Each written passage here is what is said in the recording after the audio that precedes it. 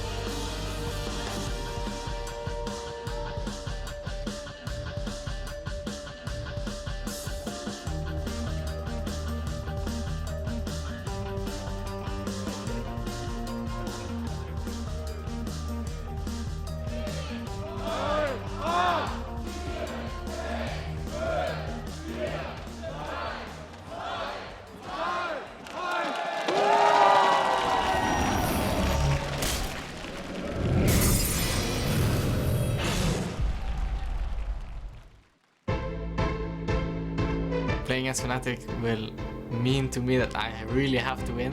If I lose against them, then it will be really embarrassing.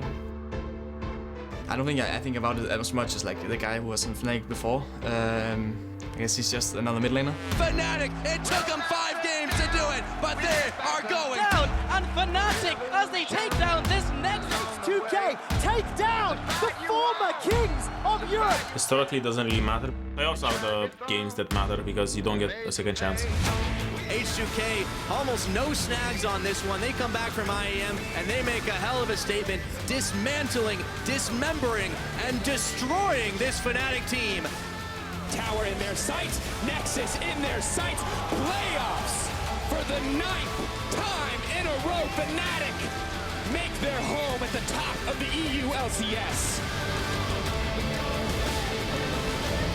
I think he has something to prove, and I think he will show up big time against them.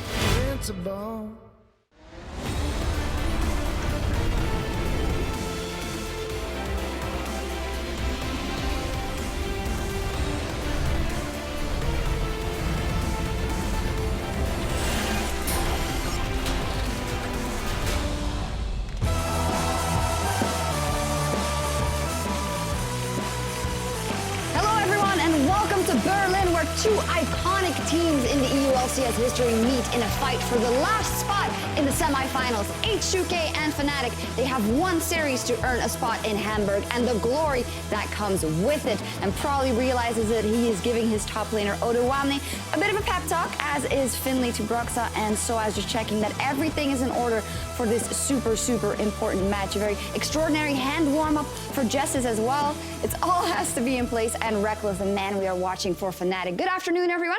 I'm Evie Schok, supporter, and joining me on the analyst desk, we have a full house. It's Mitch Kreppel Voorspools, as well as our special guests, Fabian Exile Schubert and Fabian Sheepy Marland from the Unicorns of Love. So to make it simpler, I'm just going to say Sheepy and Exile and not the double Fabians. But thank you very much for joining us. You're welcome. We're always nice to be here. Yeah, and it's going to be a great day. We have a fantastic quarterfinal in our first playoff series of the split. In our first quarterfinal yesterday, Misfits, they pulled off a dramatic reverse sweep against Splice to advance to the semifinals and secure a seat in Hamburg. Exile, these will be your opponents, of course, next week in your semifinal versus them, the Misfits. What did you think of the match yesterday? I think that Misfits right now is definitely a really strong team. We saw it in the last 3 games yesterday. Like once they get the lead, they are really able to snowball it and transition it into the mid game. So yeah, we're gonna prepare well and then give them a good fight. Sheepy, are you scared of Power's revenge?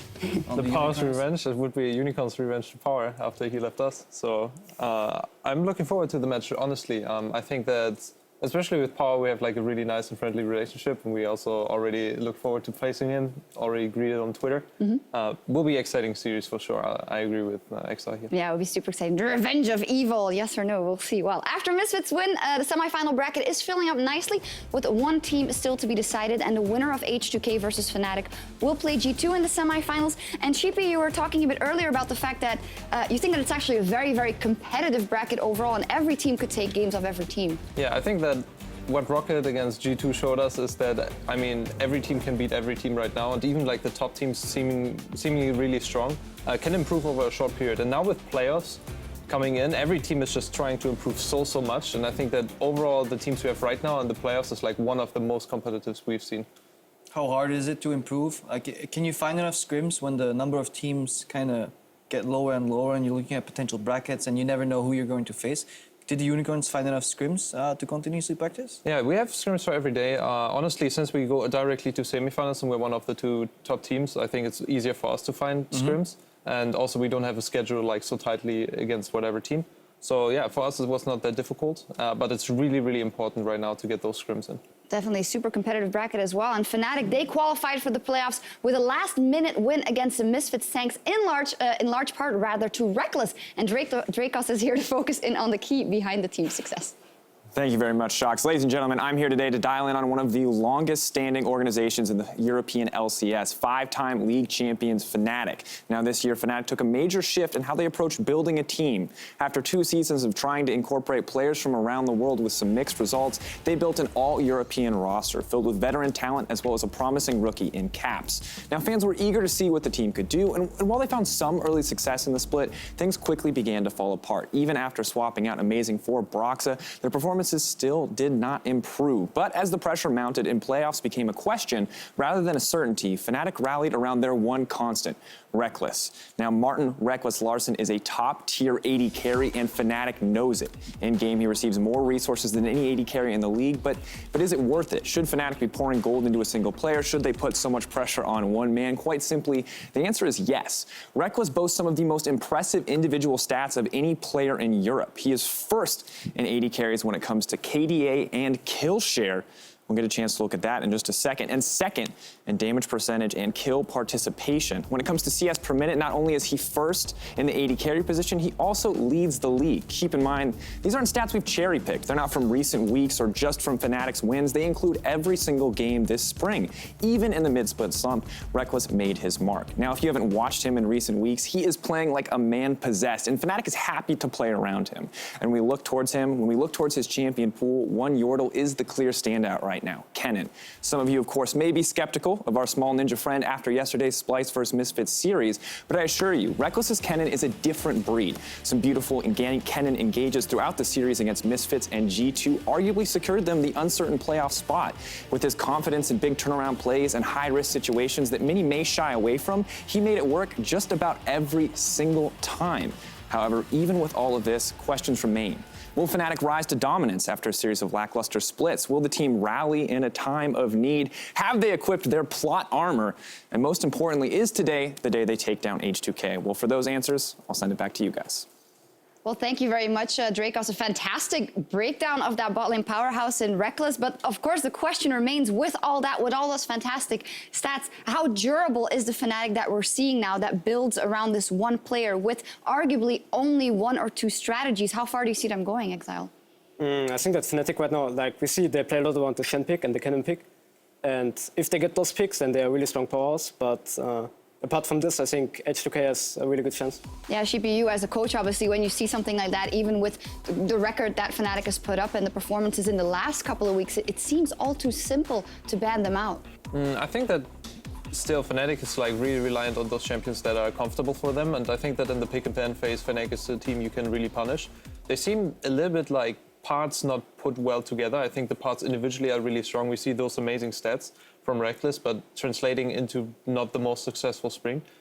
So yeah, honestly, I think that is something they need to work on the pick and ban and working together as a team. And since we have the playoff buff coming in now, maybe they fixed all of the issues there. Oh, the epic Fnatic playoff buff. We didn't even mention it yet. We'll see if that happens because they are facing H2K, an H2K lineup who are unable to take first place in Group B because you guys got it. And, well, not slumping in the last couple of weeks, but obviously not their best performance in the last couple of weeks. Not their best performance, but I think they had more slack to play with. We see the recurring issues. It's H2K overcommitting to bad fights and a little bit in the early game greed, especially on the side of Jankos, going too deep for some of the kills where he had already had some advantage. He wanted to push it more, too deep of a flash, and then it gets turned around. However, I think it's more manageable for H2K to fix these issues as they seem to have more team play incorporated and more kind of interplayer communication than, say, Fnatic have. So we need to see what happens when Fnatic get hit in pick and bans.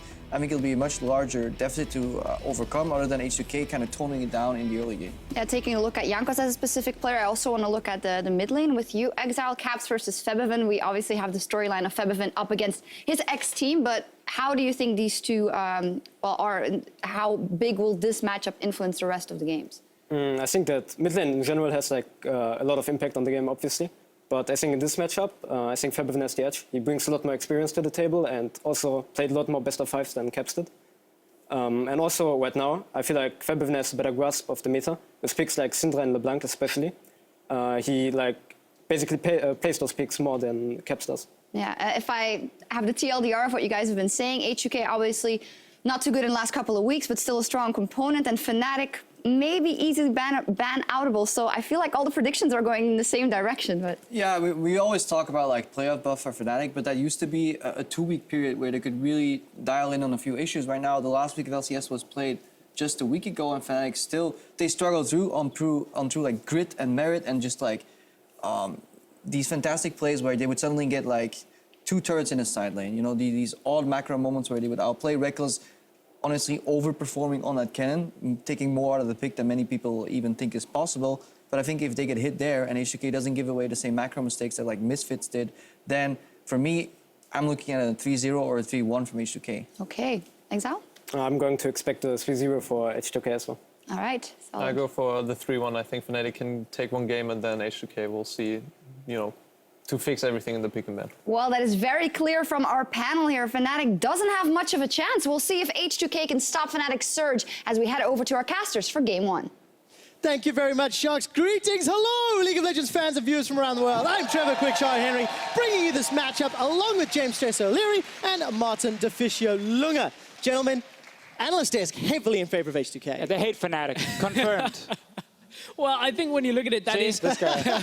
that's the public expectation, right? But I think yesterday showed us that a lot of things can happen in a week. Splice taking the first 2 games against Misfits. I am not counting Fnatic completely out on this one. I'm not yet. We have to find out if picks and bans does. Before we get to that, let's take a look at the starting lineups. In the best of 5 on the blue side, it is Fnatic with Soaz in the top lane, Broxa in the jungle, Caps in the mid lane, Reckless ADC, support Jezzes, and their coach Finley. Yeah, that is the blue side. Of course, H2K being the highest seeded team had their choice for games 1, 3, and 5, and they've selected red side because it's the H2K lineup. In the top lane, Odo Amne. In the jungle, Jankos. Mid lane, Febiven. AD carry Nuclear, support Shay, and their coach, as always, Neil Crowley Hamad. And I think now with H2K picking red side, it makes a lot of sense. If you're a Fnatic, you rely on comfort and counter picks. Red side gets all the counter picks, so I think H2K will pick red side almost every game, unless we see something surprising, and that's the key thing. Like the pick and ban phase with Fnatic, you never know what to expect. No, you never do. And of course, because H2K have the highest seed, they get side selection on games 1, 3, and 5. We'll keep you updated with their side selection as the series plays out. The analyst has touched on the 3 key champions for Fnatic. I want to start there as well. Shen in the top lane, Lee Sin in the jungle, Kennen the AD carry. Reckless is the only European ADC to have wins on that champion. And he's played more than anybody else. Yeah, just even look decent on that champion. But that's because Fnatic, they understand what to draft around Kennen. We didn't see that yesterday. We saw Brown picks, we saw Fiddle picks, and they were losing lane. Reckless and Jesses, they are very focused normally on that 2v2 early laning phase. So those are the champions we're expecting to see banned what a away surprise. from Fnatic. But there's a couple of key ones for H2K at the same time. The Orianna is one of the few champions Feberman actually played in week 9 and 10. So there are a couple of key ones for H2K, but they're not so reliant on them, like this Lee Sin that's away from Broxa. There goes the Kennen as well. And I think that's how we can give the Fnatic draft a name. That is comfort picks. It is what they value, where H2K is the meta.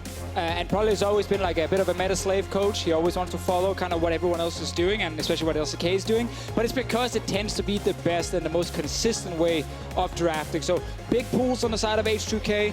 We gotta see Fnatic get prepared something new because they're losing some of these comfort picks. Now, with the Malzahar gone, you look at a couple of champions like the Rengar, the Graves, and even for Fnatic, the Zyra goes up in priority. Maybe not as a first pick here, but that's the pick that Jessis has played so much of. Normally doesn't want to play it so much into the Malzahar, so that could be a first phase pickup for Fnatic. Well, the Graves is what is the traditional jungle pick right here, when you have him open as a first pick. But Fnatic, as we said, coming into this pick and ban phase, they have a very unique way of drafting, unique way of picking. They have not valued Syndra, but they valued LeBlanc above it, and clearly so much they first pick it. Now let's see what Caps can do on the LeBlanc.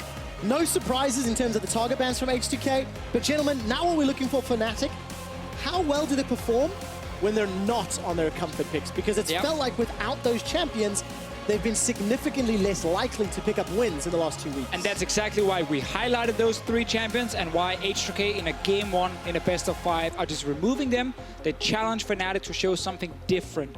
I think we're gonna see a Syndra coming in here in this first pick phase from Febiven to just guarantee him a fine matchup in mid. And this Zyra, Stress, you talked about it, it's a takeaway from Jessis. Yeah, we've kind of swapped now the LeBlanc away from Febiven, but will it be the jungle for Jankos? It's he and Polly, of course, on this pick, the Graves. Also, Rengara is available, now leaving Broxah a little bit further down the champion pool. While Graves normally has been a great pick just around the world, it's been more of an underwhelming pick for Broxah. It's not quite shown the same prowess we've seen from other people, so now he's kind of on this farming jungler, perhaps opposed to that Rengar. One single game from Broxah on Rengar. Didn't look very pretty, I can highlight. Elise is the other go-to pick for him. Like, Fnatic focus so much on the early game, because when you play this like skirmish, multiple split pushers, composition, you need to have a good early game. That's why Elise comes in here for Broxah. Camille is a flex. Source is taking a top lane a few times, but it can also go down to the bottom lane. It'll be very exciting to see which Fnatic member is going to be running it, because we're not expecting that LeBlanc to move. Just throwing it out there. Caps has also played the Camille.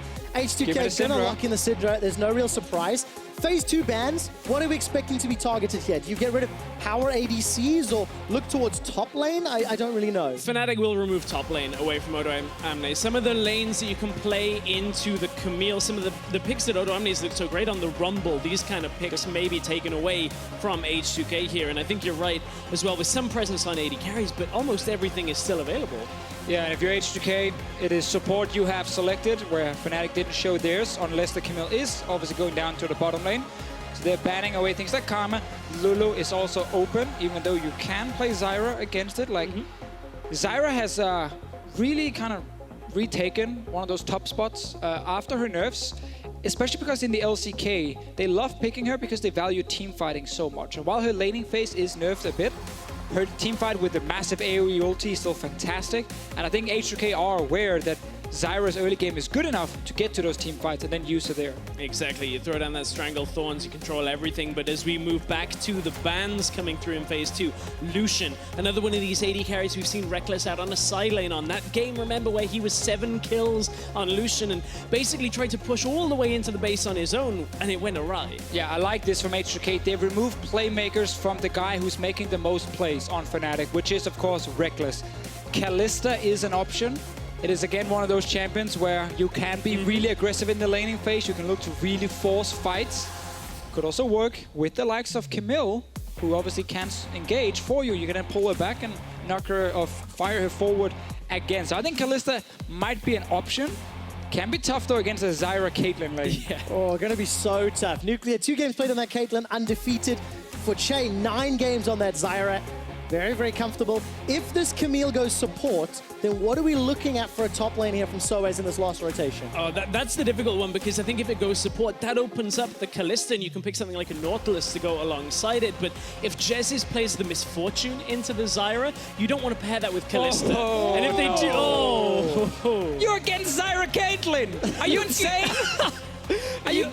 Like, Jesus. Okay, I love me some Twitch. But that man also got nerfed, got taken down quite a bit, and his laning phase, while better after that little rework he got, against Zyra Caitlyn, that is not a fun lane. For the record, Martin, it's pronounced Jezis, and that's going to be a Gragas going up to the top lane instead. So, could be Gragas support. We still do have the double flex here, as the Gragas support picked by a couple of teams in the last week of the regulars, but more likely to be top lane. Yeah, I think it's going to be top lane Gragas here. He is the safest blind pick on top side, because if you go Nautilus, you get counter picked by things like Kennen, Kled, and these kind of things, Gnar, that is really annoying for you to deal with. Gragas can kind of stand against them, but it does mean we get a tank v tank matchup. Most likely, as you said though, could be the Gragas support, but I actually think Camille support, and it's like a fighting lane from Fnatic. That's what I'm hoping for at the moment, but Camille against Nautilus is pretty juicy as well for Fnatic. Surely it has to be a fighting lane to go such a risky duo. Camille Twitch into what is going to be Caitlyn Zyra. Could still be Gragas, could still be Gragas. 30 seconds to swap. Let's anticipate the Camille support. I think it's the most likely. But if you choose that fight, you're going right into the grasping roots to Stranglethorn post 6 against the Caitlyn that can kind of just sit back. You've got to cross so much distance to close the gap. And if Broxah maybe can get a cocoon, that's the setup point for Fnatic. I think that's the key thing, Stress, you highlight right there. Fnatic don't have to just 2v2 this lane. They have the early game jungler who can gank. Broxah's playstyle is very much based around constantly going to lanes, always looking for openings. So, in a game like this, Camille E to set up the stun into an early level 3 gank from Broxah is likely, and something Fnatic might have to do. Might also see the LeBlanc drift with it as well, later into the game as well. Why not? You get the push, you move out to another lane. This Looks like an explosive one out of Fnatic on this setup. They're gambling though, but it's game one. I like it. It's game one. It's game one. If there were ever a chance to throw everything at your opponents, why not in game one? Splice tried it twice before getting reverse swept yesterday. It's not over until the final Nexus falls. Gentlemen, there's the team compositions. I'd love to hear what the analyst desk has to say about it later. And we'll see whether or not we're going to get some results-based analysis, right?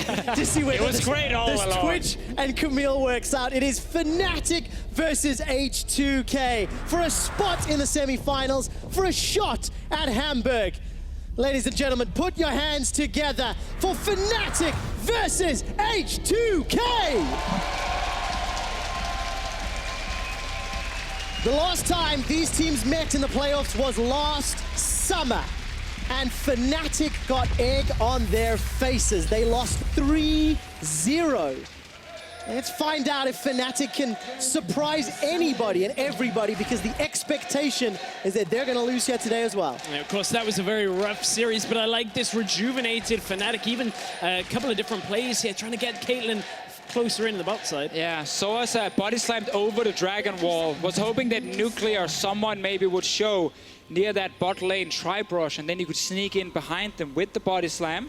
Fnatic is a team that, again, the last 2 weeks have started to kind of develop level 1 strategies. We've seen like some first bloods even before minions spawned last week against G2. They have some of these different strategies, and again, that's the thing. They play kind of their own style. H2K, as we said, is like it's a meta team. Super try hard. You know, we know what's best in the meta. That's what we're picking. Rengar, Syndra, Nautilus, all that kind of jazz. And then you get Fnatic with the curveballs. When they pick Twitch, Camille in the bot lane. And, exactly. Against Zyra, Caitlyn, you're like, okay, let's see how this plays out. I'm waiting for that to go late game, and Reckless just stealths up into the solo lane against Febiven and 3-shots him once he's got a few items under him. Maybe also a lot of potency in team fights at the same time. All right, potency and team fights for Reckless if they can get there, of course. And against some very difficult lanes with Syndra, Caitlyn, Zyra. I want to see how they handle it. Gentlemen, you'd mentioned how Brox's level 3 gank in the bottom lane could be something they could use to unlock this Twitch and Camille. What needs to happen for Fnatic to pull that off? Well, so one thing Elise players are doing at the moment is they run with one experience rune, and then what they do is they do Raptor, Wolves, and Rift Scuttler, and that actually gives them level 3, and they can show up in the lane very, very quickly. He's doing the Raptor red buff right now, which is the start of this one. There is a ward, though, from H2K in the river to spot this potential path, so they know Broxa is not going in for that Rift Scuttler, and he's not looking for that route at least. And not only that, there's a ward in Tribush as well from the H2K bot lane to spot in case he's going a slightly unconventional, if you go Krugs, and then into the lane. Normally you recall after that. The clear, people were calling the Korean style clear. So just in case there was an adaptation, gotta make sure you watch that Tribush. That's what I like about, playoffs, 1 week prep for just one team, is you really sit and go through the VODs and you look at these different things. And H2K have obviously been able to analyze that Broxa is a jungler who's very focused on early game. He's not been very impactful past the first 20 minutes. And that's why you see these early wards down to spot an Elise pathing, probably before he goes off stage. He's obviously reminding everyone, hey guys, Elise needs to snowball, Broxa needs to snowball. Careful in the start. And not the only champion, like Caps needs to snowball at the same time on this LeBlanc. We haven't really brought into it that is a second teleport being run by Fnatic, so they will have the numbers advantage in a lot of situations if they're the ones dictating the pace, and that's what this Elise wants to do. That's some tricky pathing up from Broxa just in case there's a ward in Tribush over onto the Krugs, but Jankos is on his way. And also top lane, obviously Odo Amne is pushed pretty far up, and Odo Amne's ward here in the river doesn't really actually provide him any safety against this pathing here. Jankos didn't see it, so this is the first gank. Let's look for the skill shot. Broxa needs to connect to the Cocoon, throws it point blank. Odo's going low and doesn't use his flash.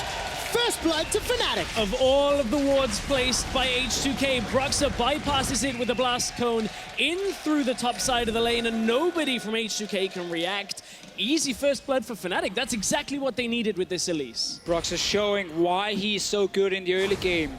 With this Elise, they didn't go for the predictable path towards the bottom side that H2K had warded, would have been able to spot him. Instead, snuck his way to the top side. Odo Amne saved his flash because he realized, okay, I'm not getting away from this one, double buff Elise, and I'm really far away from my tower. You're not going to get many easier cocoons than this one. Oh, he's right there, right there. Got it. Gets the first blood. Easy setup. That's what Fnatic need to keep doing throughout this game one, and that's how you can really offset H2K. Remember, Caitlyn needs time in the bottom lane. It's only really this Syndra that has a lot of threat alongside the Rengar for this early portion of the game. I'm very excited to see what Fnatic do next. The potential dive on the bottom lane with this Elise Twitch Camille, circumnavigated with some clever vision from H2K, and then you start looking at how the teams respond, right? Broxah playing very clever, very smart, avoiding vision. And as it stands, Reckless is not losing a lot of CS into what is a difficult matchup. Well, one of the reasons is that when they go aggressive, a guy like Caps has already left the mid lane. I want to encourage people to look at the minimap whenever they see fights in the bottom lane because Fnatic are moving. So right here, Nuclear and Jade, they have to respect. It's not a 2v2. Maybe Broxah is there. Maybe Caps has already moved his way down. And that's the problem for this pushing lane of H2K, is they know if they do play too aggressive, they will get ganked. Right, and it's not only that, it's a different laning pattern in the bot lane as well when it is a 2v2, because if Twitch drops away, you don't know whether he's in stealth. Maybe it's a little bit more like mid lane where you're dropping into Fog of War. Here we go. They don't know where Reckless is. Is he coming forward? Are they going aggressive? So many questions here. And he missed it. The cocoon missed, but it's not going to stop the engage. Jesus goes all the way forward with that hook shot. They managed to get Summon a heal, but nothing else. And this is again how Fnatic are gonna play out this lane here. They have the setup from the Camille support. They have the stealth from Reckless, and then they just bring support every time. Oh, root onto Reckless. He manages to sidestep the Piltover Peacemaker. Summon a spell used from Jesus, though. Yeah, Exhaust comes out. That is obviously now one summoner in exchange. Jankos wants to try and compensate a little bit for this. Only level 5, though. But you can see Fnatic are probably going to try that a couple of times. Have Jesus move forward when Reckless is out of vision, and H2K will respect it. They always do this in the bottom lane, but it looks like we might be having a 3v3 in the bot.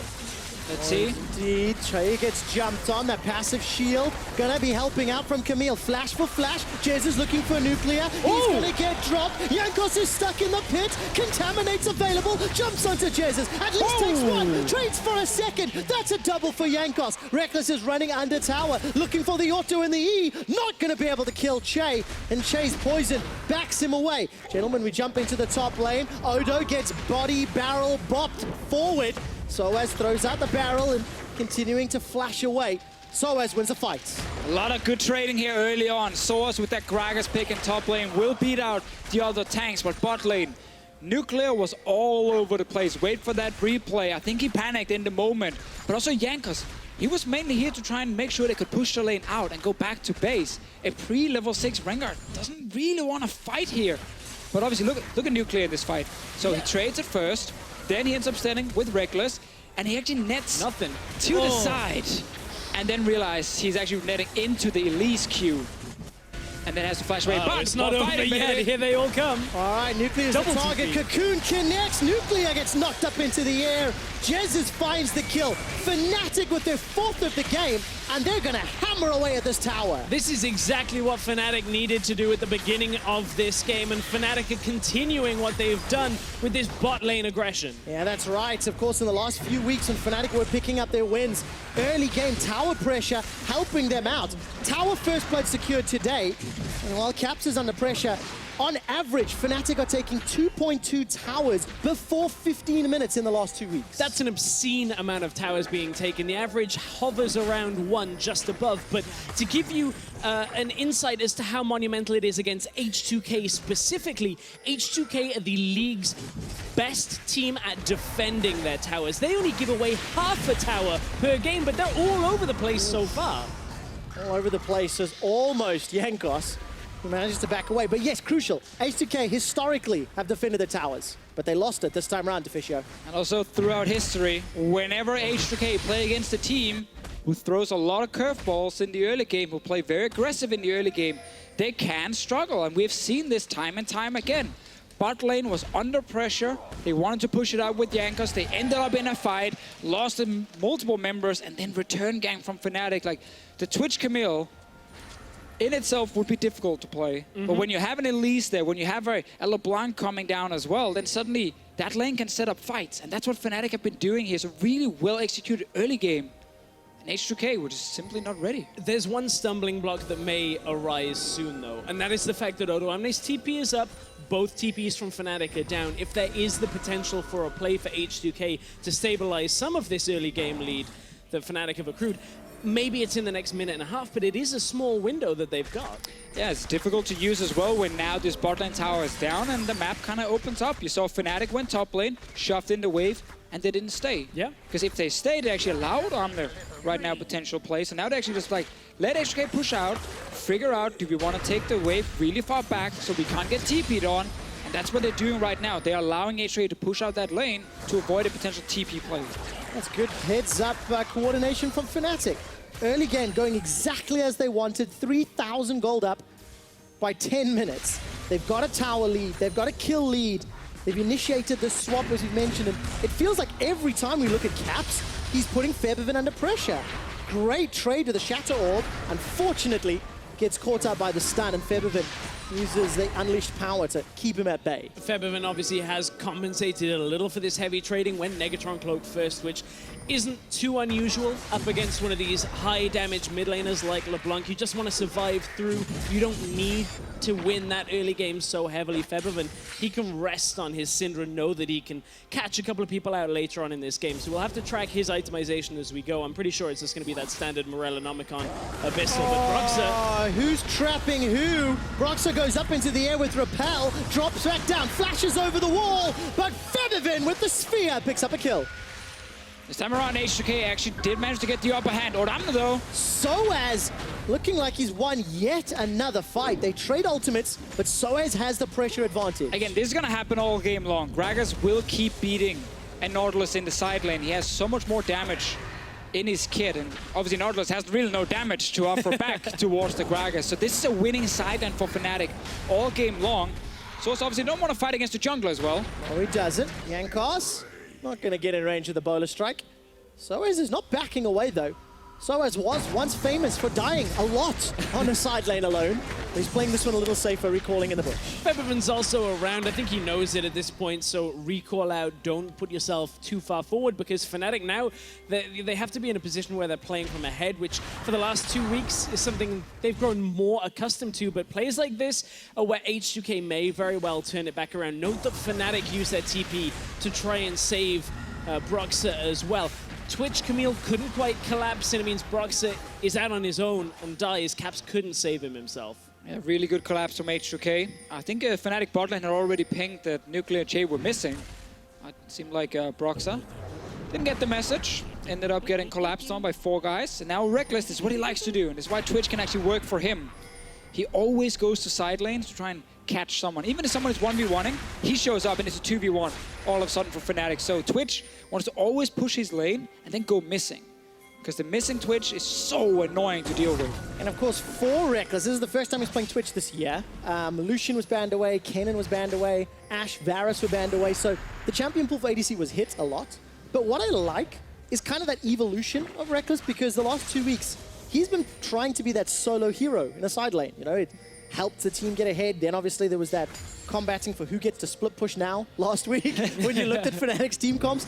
But I'm excited at Reckless in his playmaking mindset on a champion like Twitch, who could appear out of nowhere if it's the right time and if it's the right flanking opportunity. He's mid lane right now. Looking for that tower. Cap's trying to put the pressure down, but it isn't quite there. But I think the interesting thing about that side lane is Fnatic give so much to Reckless in the side lane. He, you know, has such a big percentage of the CS between 15 and 30 minutes that it actually means Soaz is the lowest CSing top laner. So the fact that Soaz is ahead in this one is a little bit of a benefit to him. Will be able to continue to push through, but watch how much Reckless gets given by Fnatic, and that's really where so much of the strength comes from.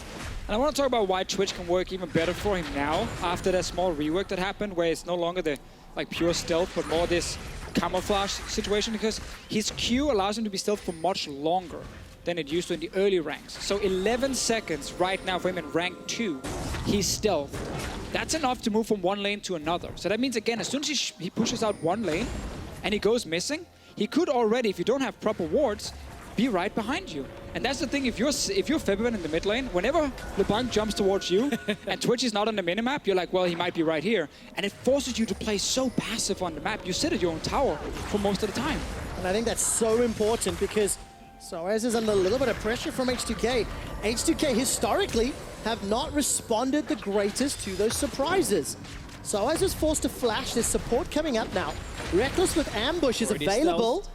Does he decide to spray and pray? No flash. Shay's gonna get jumped on. Stranglethorns will buy some time. Caps is on the front line. Here comes Jesus. He's got the baby cage. Not gonna use it yet. Double kill for Fnatic. They back away and set their sights to the tower. And right here, you get exactly that kind of situation where H2K do not see a lot of Fnatic members on the minimap, and they know someone could be there, but it's too late for them to turn around, and then suddenly, Source engages, Caps from the flank, Reckless coming in with stealth, and it's 5 members showing up out of nowhere. But what a great start for Fnatic, utilizing that play style, punishing H2K for not adapting so far. And as you said, there have been a couple of these exchanges where in the moment, if you can keep that in mind, ping that somebody is missing, maybe you can rescue it. But it's so different to what H2K used to playing against here in Europe.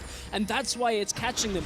I want to see them adapt and respect it as this game and maybe even series continues, but it's not happening so far in game 1. And this is exactly here you can see H2K not used to playing against this style, because they could have backed away as soon as Source flashed. They couldn't see Caps on the map, they couldn't see Reckless on the map, but they stayed a little bit too long, wanted to just, you know, shove another wave. And then suddenly you get collapsed. And this is the thing. It's not just a new style that Fnatic is pulling out. It's a style they're really playing well. Like Fnatic are playing so well with this aggressive composition. And that's why they can keep finding these kills. Even to the individual level, after maybe a bit of a slow start to the season, Jesus has been making plays like that a couple of times now. Catches Nuclear after the flash with the hook shot to make sure he's crowd controlled. And the rest of the team follow up. Fnatic seem to be all on the same page. Well, Fnatic doing very well. 5,000 gold up. Scatter the Week's just gonna knock Caps away from the tower. And taking a look through some of the itemization, big spikes have come in. Gunblade for Caps a little while ago. Blade of the Ruined King for Reckless. Making his way most likely towards a Hurricane, probably. We'll see what the next item is. Soaz also continuing to scale up. Will be Hurricane, yes. Yeah. Twitch obviously wants his Hurricane, and then most of the time Infinity Edge coming in a bit later. So when you sit down that fight, close your eyes, pop your ulti, you suddenly have a triple kill. It's literally the name of the ability. Spray and pray. Ah, yeah, we changed it back. Thank God, we changed it back. Yes, it is no longer rat-a-tat-tat H2K or Splat. Just never say that name again. I might have to throw it out there, just because I know you love it so much, Deficio. Just spray and pray, man. I'm a little more frustrated that it's still Contaminate on Twitch. And not Expunge anymore. Yeah, I keep wanting to say Expunge, but that's the other button you got to press in a team fight. You that's can close, true. As long as you've got your hand on the keyboard and you know where that key is, there's one button at the end and everybody dies. Well, that's exactly what Fnatic want. They're 2 towers to 0. This is going to be 3 towers to 0 as H2K. Simply no one available to defend, and now no outer towers either. And this also comes down to Soaz winning that bot lane so hard, because you can see the minimap of the minions here are all the way at Odoamne's tier 2 tower. That means Soaz again just pushes out and he goes into the jungle where there is no vision. So if you are a Syndra, are you going to defend the tower when the big Gragas can come from the side and just kill you in a second? No, you're not. You're going to step away. You have to. And that allows Fnatic to get more damage here on these turrets, and that's why it's 3-0 in terms of the towers. And you can't understate how big of an achievement that is against H2K. We saw the stats, 0.47 on average at 15 minutes in their games. Nobody really has pushed H2K around in this fashion very often at all. They've only lost to a handful of teams. G2 and UOL, or Febiven, he might lose his life. He might indeed. Might's gonna trade for Reckless. Flash forward. It's Jankos that gets the kill. Teleport's coming in for Soaz. It's so far a 1-for-1. Now a teleport from Odoamne. Jesus puts on the Hextech ultimatum and Odo cancels the TP. Fnatic bite back a 1-for-2. So 2-for-1 Fnatic here. We saw the Twitch sneaking into that mid lane. Bot lane from H2K. Nuclear and Odoamne together. We're trying to push that bottom tower, and Fnatic just reacted instantly. And now they're going for that tower. Yeah, Fnatic not done yet. There's not enough wave clear from H2K. And Fnatic will take themselves another tower. And that's the thing, is Nuclear has to respect these paths through the jungle. He can't just walk from bottom to mid. He has to recall, go the long way back out. through the base, and they can't defend mid tower either. Yeah, as soon as we get this replay again, we can see that we'll set up from Fnatic, but also I think we got to look at right after. Never mind, talk about after. Let's just look at the replay. This is the Twitch out of vision, sneaks into mid. As Syndra, you can't get away properly. So getting a 1-for-1 first is fine, but now look at your minimap. Nautilus and Caitlyn is in the bottom lane. That is why Fnatic, they can just keep chasing. Yeah, TP even got cancelled out there. They knew Che was pretty much a goner at the end of that team fight. Fnatic get it, the tower from mid as well from that. This is such a good start. This is fantastic for Fnatic. They're putting pressure down in the bottom lane, as you can see. Reckless with support from both Broxah and Jezzes. They're going to be trading outer turret for inner, but Fnatic are not done yet. Now, this is the problem for H2K. They want to just stop the bleeding. They want to just get further into this game, because this crazy style where Fnatic can sneak around the map and look for skirmishes all the time is really effective early on, but sometimes falls a little bit flat much later in the game. But if Fnatic can just close it out before we get there, it's fine. Well, it's a 6,000 gold lead. Fnatic want to close this game out, gentlemen. In the jungle there, Caps playing very aggressive with the distortion, jumping into H2K over and over. He's feeling confident with his ability to carry. The problem is, you talk about stopping the bleeding. When you trade outer tower for inner, that's kind of like having a cut on your finger and amputating it, just so you don't have to deal with the problem anymore. So for Fnatic, again, getting these key objectives, making the lanes longer. Now every time Odoamne goes into that bottom lane, no more is that tower there for safety.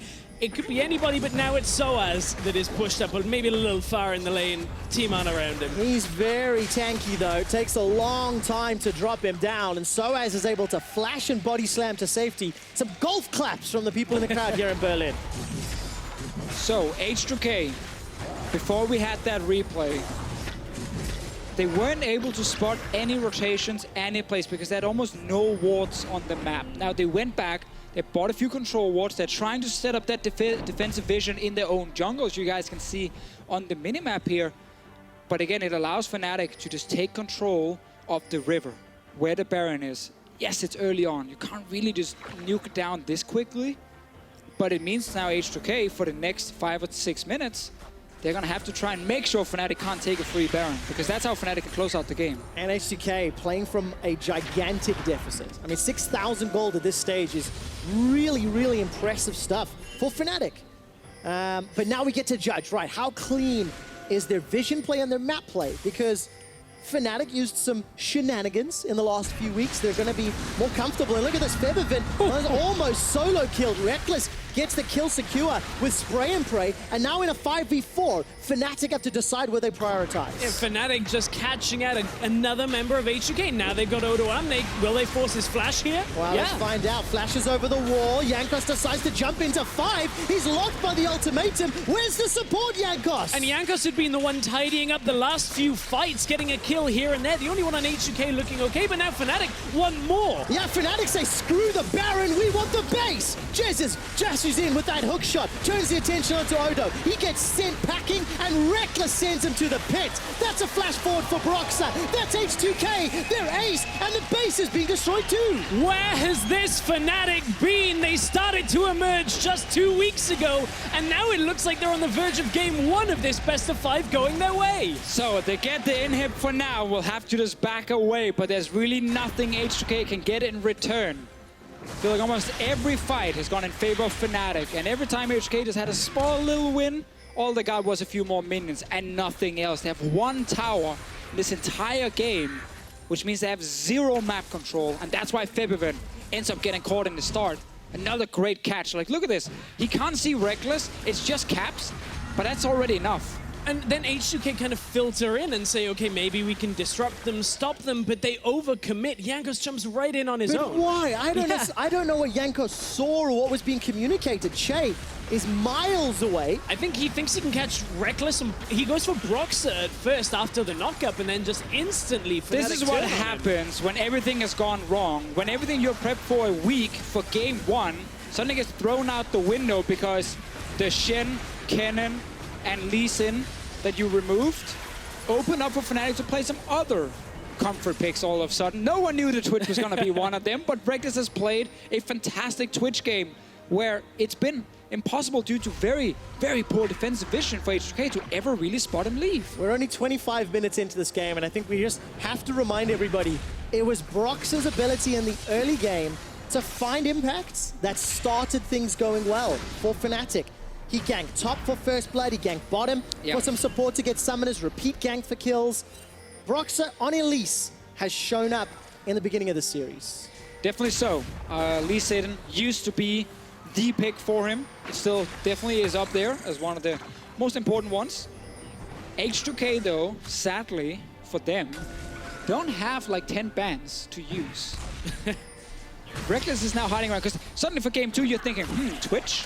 Maybe we should get rid of him in the second ban phase. Okay, that might be an option. Elise is going to be difficult to remove as well because you're already banning Shen, Lee Sin, Cannon.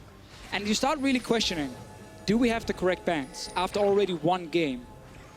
And that means we may have a very exciting series.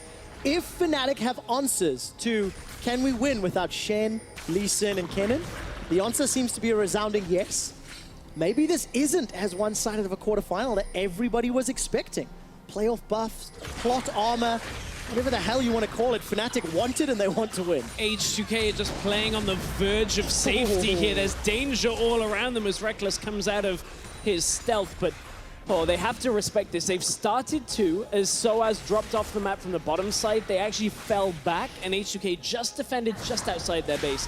It was no overcommit from H2K this time around. And also no overcommit from Fnatic, because what Fnatic was doing here was they were escorting the minion wave all the way to H2K's base, because this means the wards that H2K have placed behind Fnatic in this jungle will slowly disappear. Except for, of course, that control ward. Everything else will suddenly be gone, and H2K can't see anything. By Fnatic stopping them from ever entering the jungle before the Baron is started. And you could hear Jankos use his ultimate to try and maybe threaten Fnatic and pull them back away, but Fnatic have already started. Remember, that's Blade of the Ruined King on this Twitch as well. Will take it down quickly. Ooh, Jez is 2v4. This is very careful. Caps coming in from behind. Fnatic are split up. Reckless is hammering away onto Odoamne. The front line for H2K is already melted down. Caps is the target. Unleashed Power takes him out. But it's a tank and a support for a mid laner. Fnatic in a 4v3. Febby, Nuclear, Jankos are running away. And Fnatic, how do they play the next few minutes? Well, let's see if they can do more here. They're trying to set a little trap. Jankos, no ulti. Febiven is top lane pushing out. Not a whole lot of mana left, and Nuclear is in base. So Fnatic know where all the members are, except for the Rengar.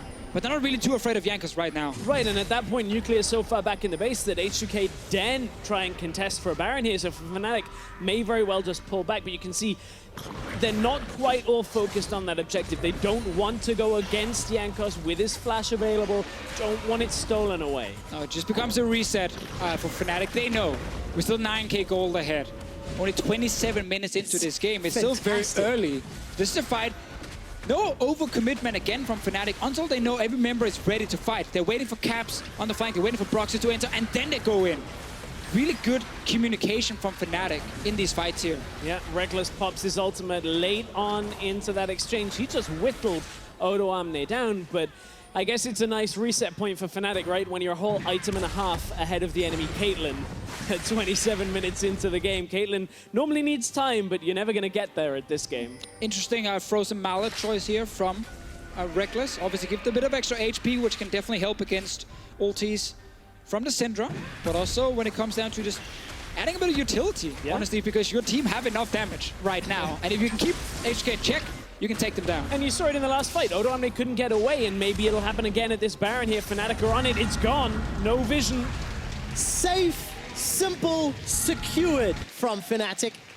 They had vision control. Caps was playing a human blocker to anybody that wanted to try get through him. And that's the thing here now. If we look at the comps again, like H2K's composition, everything they drafted for, everything they were going to play for, it just fell apart. Almost 5-6 minutes into the game. The Zyra Caitlyn was supposed to be that really strong dual lane they secured by sacrificing Odoamne a little bit in the top lane with the Nautilus. They're like, it's fine. Our bot lane is insanely strong. That bot lane got ganked and killed a lot in the early game. 0-3, 0-4, lost the first tower super quickly. Suddenly the Zyra Caitlyn, they don't have anywhere to go. Caitlyn in the mid game, who didn't win lane, is completely useless compared to Reckless, who's been all over the place. At this point, all you do is lay traps down and become somewhat of a delay. Here's another tactic, support. and that's it. Yeah, you Like, just, here's a trap. Someone steps on it, you get crowd control, and the wave can't really push through. But that's only in one lane. Meanwhile, Fnatic are up in the top lane, pushing another tower down. Shay just lost half his health. Yeah, just one combo from Caps forces Shay away. Gunblade and Hourglass is available to Caps if he can find a squishy target. So I'm looking at Febervin and Nuclear. Caps instead just gonna hop over this trap line. Reckless will be looking to fix another inhibitor for Fnatic. That's gonna go down with 0 contest from H2K. And Baron is already proving to be worthwhile. It's so good to see a team all in on the early game, get the advantage, and then actually play it out safely. They have not tried for any mega aggressive plays where we're like, oh, H2K can actually get back in the game here. No, it's every time, it's just move in at the correct time, get an inhib, get a Baron. Reckless is behind Jankos at the moment. This is now the first super aggressive play. Spray and praise down. Reckless is backing away from the depth charge. H2K have survived the initial onslaught. Caps is forced to back away, and the barrel and the autos, that gets Reckless his 8th kill. It's Caps that gets another. He loses his life in exchange, though, as Soaz is now rooted up by the bowler strike. Inhibitor turret falls down, and Soaz has found Febervin. Not enough damage to follow through. Keep your eyes on Reckless, bottom of the screen, still on full HP. The inhibitor is standing up, and Soaz doesn't care about H2K. He's been hammered on this entire fight. Baby Cage is put down, and Jesus is deciding to run away. He gets killed by Scatter the Weak, and Reckless is blown up by the unleashed power. Fnatic, this is getting messy at the end. And H2K played that fight out carefully. They were trying not to commit anything too much, and it meant that Fnatic drawn into a longer fight where Caps wasn't in the second half, meant that Reckless was a little more afraid, trying not to over push into the base, trying not to take too much of a fight. Fnatic still carefully, patiently trying to play these fights out. Let's remember there's still a tower as well for H2K at the start of the fight, which actually after this first engage ends up going down, and then the fight kind of continues. Caps dives and gets the kill. Sadly for him, the knock-up from Zyra coming right after the Hourglass. And now you can see the rest of Fnatic actually taking down this turret while there's still a fight going on. And just ends up, in the end, being a few kills for H2K. But that's a small price, a very small one. And Fnatic can still be aggressive. You can see how H2K are moving forward, but as a group, they know there's still a Camille ultimate possibility available. And from that point, Jesus is a little overextended. Nuclear even comes up, puts himself forward because he knows a lot of the crowd control is actually gone there, so there's some safety for him to at least put damage out and return. We're back to Odo Omne. Yeah, Odo's in trouble. Caps and Jez is trying to take him down. Jankos is off in the flank. On the minimap, Reckless is making his way up from middle lane. Not even needed in that exchange. And from being composed, calm in the base for H2K, Odo Omne out on the side lane. I don't know when the last time I saw 0-6-0 for Odo Omne is, but they got to think when was the last time they saw Reckless, because he's moving right into the base already up on that inhibitor. He is indeed. Jankos is going to get caught out by the chains. No follow-up damage, and Reckless will take down this inhibitor. A couple autos needed to finish it off. And now H2K, Super's in 2 lanes. I'm looking at the minimap. Bottom lane, minions are very far away, but they will slowly make their way up. Fnatic may need to go and just give them a helping hand towards that bottom lane. Definitely so. No Baron for them to take. Get a red buff. I guess it's almost as good if you're Reckless right now. And we kind of wait for these super minions to push in. We wait for that bot lane wave to move slowly but surely towards H2K's base. And I guess if you're Fnatic, you're trying to set another trap. Reckless has a Banshee's Veil at this point. He's gone double defensive item, but look at how much damage he's going to put out if he gets his hands on a squishy target. All right, very short jump there from Jesus. Spray and pray, the trigger was pulled, but everyone from H2K was successfully able to disengage. Reckless caught a little bit of CC that he maybe wasn't expecting. And yeah, just keep looking at the minimap. When that minion wave crashes into the tower, that's when Fnatic peel away. Fnatic didn't go back to base because they didn't really have a whole lot of gold on them. I just checked on my screen here, like some of them sitting around 800, 900 gold. Not massive at this point.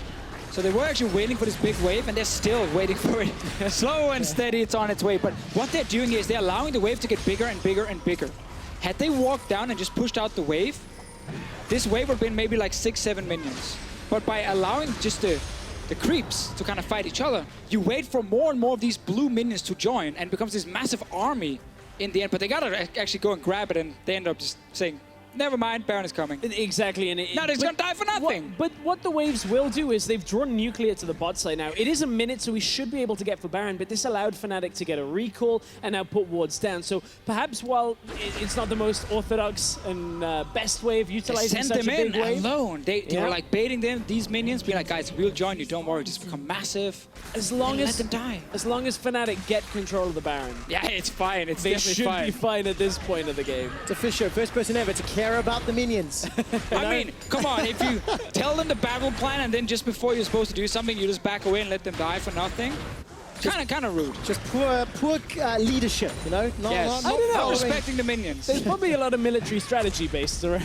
It probably is. Days, but Caps, he's there to lead them. He's going to send them in as well. He's got teleport available, so Caps can join if any fight follows up. Gentlemen, even though Fnatic didn't have the most amount of money to spend a few minutes ago, they've got 2 GAs for Brox and Soaz. Gonna extend this next team fight even further. And what a message, what a signal to fans and to everybody watching for Fnatic in this opening game. Their 3 most successful champions in the last 2 weeks were banned away. And Fnatic said, we don't care. We can play even better without them, at least in game 1. I think a massive message being sent to Fnatic's own fans is that sticking with them has paid off to some respect. Like, they have improved here. Obviously, it's a best of 5. This is H2K we're talking about at the same time. They still have weathered so much in the last 15 minutes, and they are still in this game. There's that opportunity where if Fnatic overcommit in one area, if you give a couple more kills over to Febiven and Nuclear, this game could be back on. But it's such a big disparity right now that this Baron would mean certain victory for Fnatic, surely. Flash away from Che. He is caught up by the Cocoon. Baron is not 100% the focus for Fnatic. Jankos has got his smite and his flash available. There's no vision in there. They have no wards in the Baron pit, so they don't know, and they just have to back away because you got super minions top lane, you got Caps bot lane. Fnatic, again, is never allowing H2K a steal. It's good to see our top teams here coming into playoffs, really having worked on that Baron setup and how you actually execute it, because it is so important. I'm so glad you say that, because there's very different types of Barons. You know, this game alone, how Fnatic set up the vision earlier for a safe clear. This time around, they were respecting the potential for Jankos and applying pressure with Caps in the bottom lane.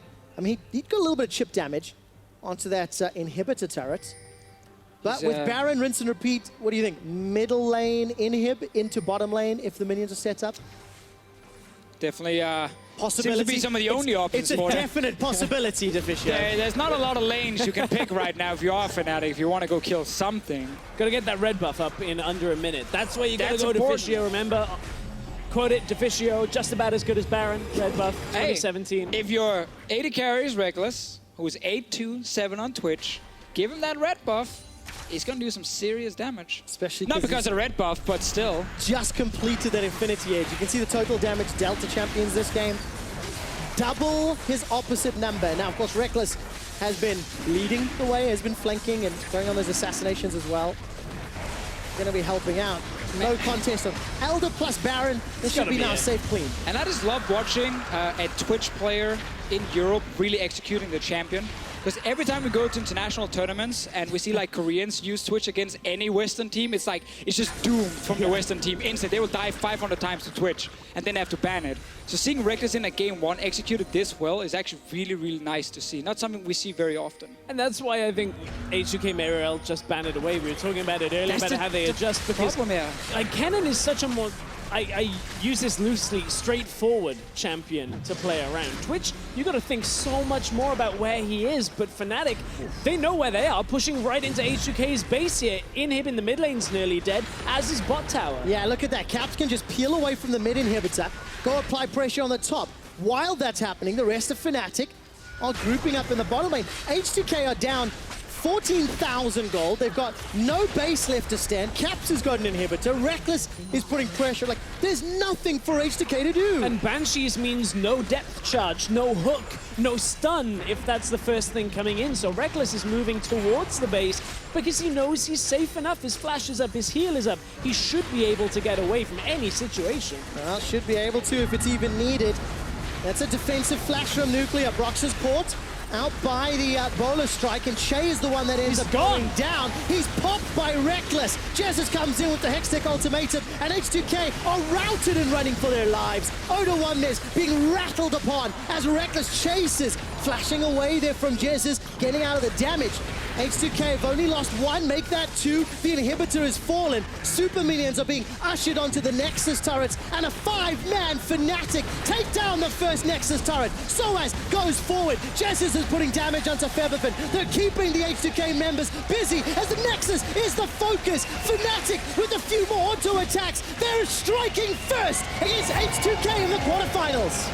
What an impressive game one from Fnatic. They lost the key picks, Kennen, Shen, Lee Sin. They showed something new with Twitch. Jesus on his support, Camille, actually had a really good game as well. And the way they played around that bottom lane was fantastic. And I think this is the kind of game now where H2K will kind of look at the draft and be like, okay, are there more picks we got to get rid of? Because like, think back. Jankos took the Rengar when no jungler had been shown from Broxy. That could have been an Elise if you wanted to take that early game champion away that Broxy used to snowball top lane and then snowball bottom lane. So there are obviously changes here that you can make if you are H2K. You can ban a Twitch maybe in the second ban phase next time. And then suddenly, Fnatic have to find another pick. But they might have more left. Why not? And that's what we need to see from H2K, right? Is take away all of the crazier ones, the ones you're not quite so used to playing with. Maybe leave what are more conventional picks that they've been playing available. I think that's a great point, is the idea that Twitch changes more than one lane's play style. It's the entire game, the entire context game, entire map of how you have to play around that. So Fnatic pulling out a dominant performance to start off the series 1-0. For more on that game, let's head over to the analyst desk. Thank you very much, Trevor. Well, Dracos, he highlighted Reckless as the man to watch, and he completely popped off in this game one. An inventive pick and ban phase and an explosive early game, 4K at 10 minutes. Can you guys explain to me how exactly Fnatic with this pick and ban dominated the early game so hard?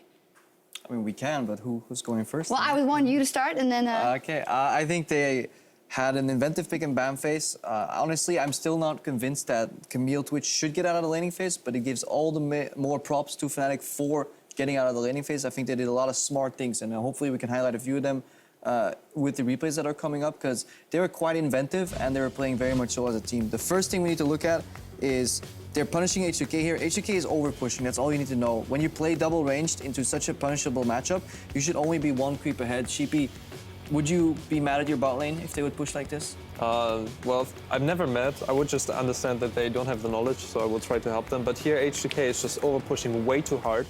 And this lane, they just want to build up their weight very slowly and just gonna harass the Fnatic bot lane, and then nothing works. And if they don't do anything bottom side and you leave the Elise just to roam top side and don't need to help bottom side, then she's just gonna get kills like this in the top lane.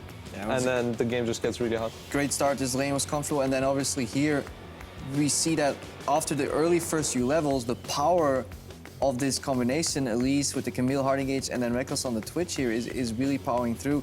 If you're in the game exile, how do you feel as a mid laner when you're still leveling up and you see everybody dying on your side lanes? I mean, you just try to focus on the good things in the game. But yeah, here we can see that they just have like this synergy of Camille and Elise, also connected with the LeBlanc TP. And this is just setting up for insane kill pressure on the enemies. So yeah, they're really having a hard time. I'm loving the way you guys both, you're obviously together on the Unicorns of Love. Sheepy's like, well, I would just, tell them, show them the right way. You say, well, I would focus on the positive. But for H2K, with the history that they have, we know that, under pressure, sometimes we have players like Jankos who are very volatile. Yeah. What do you do in a situation like this? And was there anything to do after 10 minutes? Or did Fnatic just have it in the bag from that point on? I mean, Fnatic, they played it really well, punishing it. The thing is, if you play a lane that is so tough to get to the first few levels, having that lane parked in front of your turret early and then kind of riding out the cannon wave afterwards gives you a lot of safety, and it doesn't punish you so that you're out-sustained. If you're still full HP then you can start working with Broxa, who also snowballed with the top lane gank, to really start going for all-in engages. I think H2K was not used to dealing with these new picks in game one. And then I have to look at Sheepy, if you're a coach here and you get all these new picks against you, do you try and teach your team how to play against them? Or do you just remove some of them? I think you're just talking sense as much as possible. You kind of explain what happened in the last game so people don't feel confused and chaotic, because you're losing the game, so you kind of need to shut it off, say everything that is to say about this game and just move on. And I think in this case they should really just surely touch the bot lane like for a second there, like how they got the kills off, because there's no way that this lane should get through laning phase like they did and actually snowball onto them. Like H2K should have just won this lane, harassed them out, apply bot lane pressure, force the jungler there and just play over bot lane advantage. And it just turned 180 degrees instantly. Yeah, but it was Fnatic with all the advantages. We're going to take a look at another replay where they decide to roam top and they get another couple of kills. And you guys were highlighting in this how important it actually is to have great communication when you're playing against the Twitch, obviously. Yeah, like he could show up in any lane. There was a bit of a unlucky timing on the bot lane. Bot lane is kind of dead, which means the minions are kind of neutralizing it out and slowly pushing in one direction, which means Fnatic can show up anywhere, and it's really hard to communicate almost random Twitch showing up, because you can expect AD carries in the top lane, but this is what Fnatic do really well. They take a lead and they're snowballing super hard on the back of Reckless. Yeah, I really want to highlight here as well, it was LeBlanc first roaming topside, and honestly, if there's something we can highlight from this series is that this LeBlanc ping just does so much. Roams first, pushes out first, out-trades, sets up for kills. Like everything here where Fnatic got a huge advantage was centered around this LeBlanc, so I would really like to see this as well. Either way being picked off or just banned. Also in this replay we can see that H2K is going for a top lane turret, while Fnatic is holding on the mid lane on a pink ward and don't show on the map. And so they just create the pressure that they can be anywhere, like probably defending top lane for division of H2K. And yeah, they just tricked them by going mid lane after the wave was pushed. And what Exa is saying there is actually really true. Those kind of mind games are really important. If they invest 3 people top lane and they expect you to defend and you just send 3 people mid and you get the turret, that is like one of the plays where it's not sick kills, but really good payoff. That was like one of those highlight plays. We saw basically Reckless and Jez is on the control ward in the right side of mid lane, just waiting there until LeBlanc pushed in. Because you don't have to go in until the wave hits a turret, right, Exile, and then you just group up with them. Yeah, this is the kind of stuff that you want to see like in a macro montage. Yeah. Right? The macro montage. Yeah, this is like insane, these kind of mind games. Then comes and it's the really nice to see. and everyone's like, oh my god, they got the mid lane turret. Well, speaking about mind games, not just here, but the mind games of a best of 5, where you're obviously very tunneled on these picks, the Shen, you have to ban out the Reckless, the Cannon, you have to ban out, and all of a sudden you have a Twitch in the play, the Camille support, all of that, Sheepy and Exile, you know, how did they go into game 2? What is the priority for H2K? What do they need to remove from the game? I think mainly the focus about that. Basically, they screwed up a bit the bot lane early push, right? So they had less pressure in the bot lane, and that enabled Boxer to go top lane. I think overall, if they just play a bit more on bot side and just disable this early pressure, that if they get fine into the mid game, then they're just going to win with their comp. Because they had like Nautilus against the Twitch is not going to do too much. So yeah, this is like, I mean, if they just enabled this early game, then this would have been fine. I think there's, like, it feels a little bit weird. I'm very surprised that H2K bot lane got surprised there, because this is a matchup, those champions are just not picked for a reason. Like, for example, Twitch has low range, gets harassed out in lane, and they just don't play around their advantages at all. So I think this is a very specific case where they lost out, and that should actually come up very cleanly in scrims. So I think the pick and ban was fine. I think the LeBlanc giving it over was like a try if you want to try the Syndra into it. But generally speaking, I just think that they should just go for another game and see how it goes, because I think this should be like one-of-a-kind game, and the next one should be like played out correctly. We will see if it's a one-of-a-kind game or if the Fnatic playoff buff is fully in motion. Fnatic, they're looking to extend their lead over H2K in game 2. We will be back for more action on the Rift in just a moment. It is Fnatic versus H2K for a spot in the semi-finals, for a shot at Hamburg. Ladies and gentlemen, put your hands together for Fnatic versus H2K.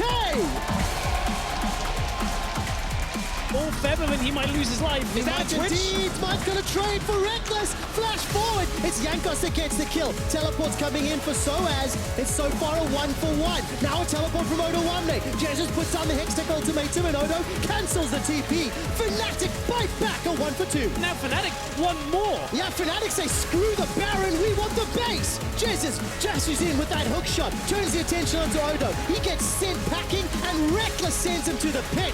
That's a flash forward for Broxa. That's H2K. They're ace, and the base is being destroyed too. Jesus is putting damage onto Featherfin. They're keeping the H2K members busy as the Nexus is the focus. Fnatic with a few more auto attacks. They're striking first against H2K in the quarterfinals.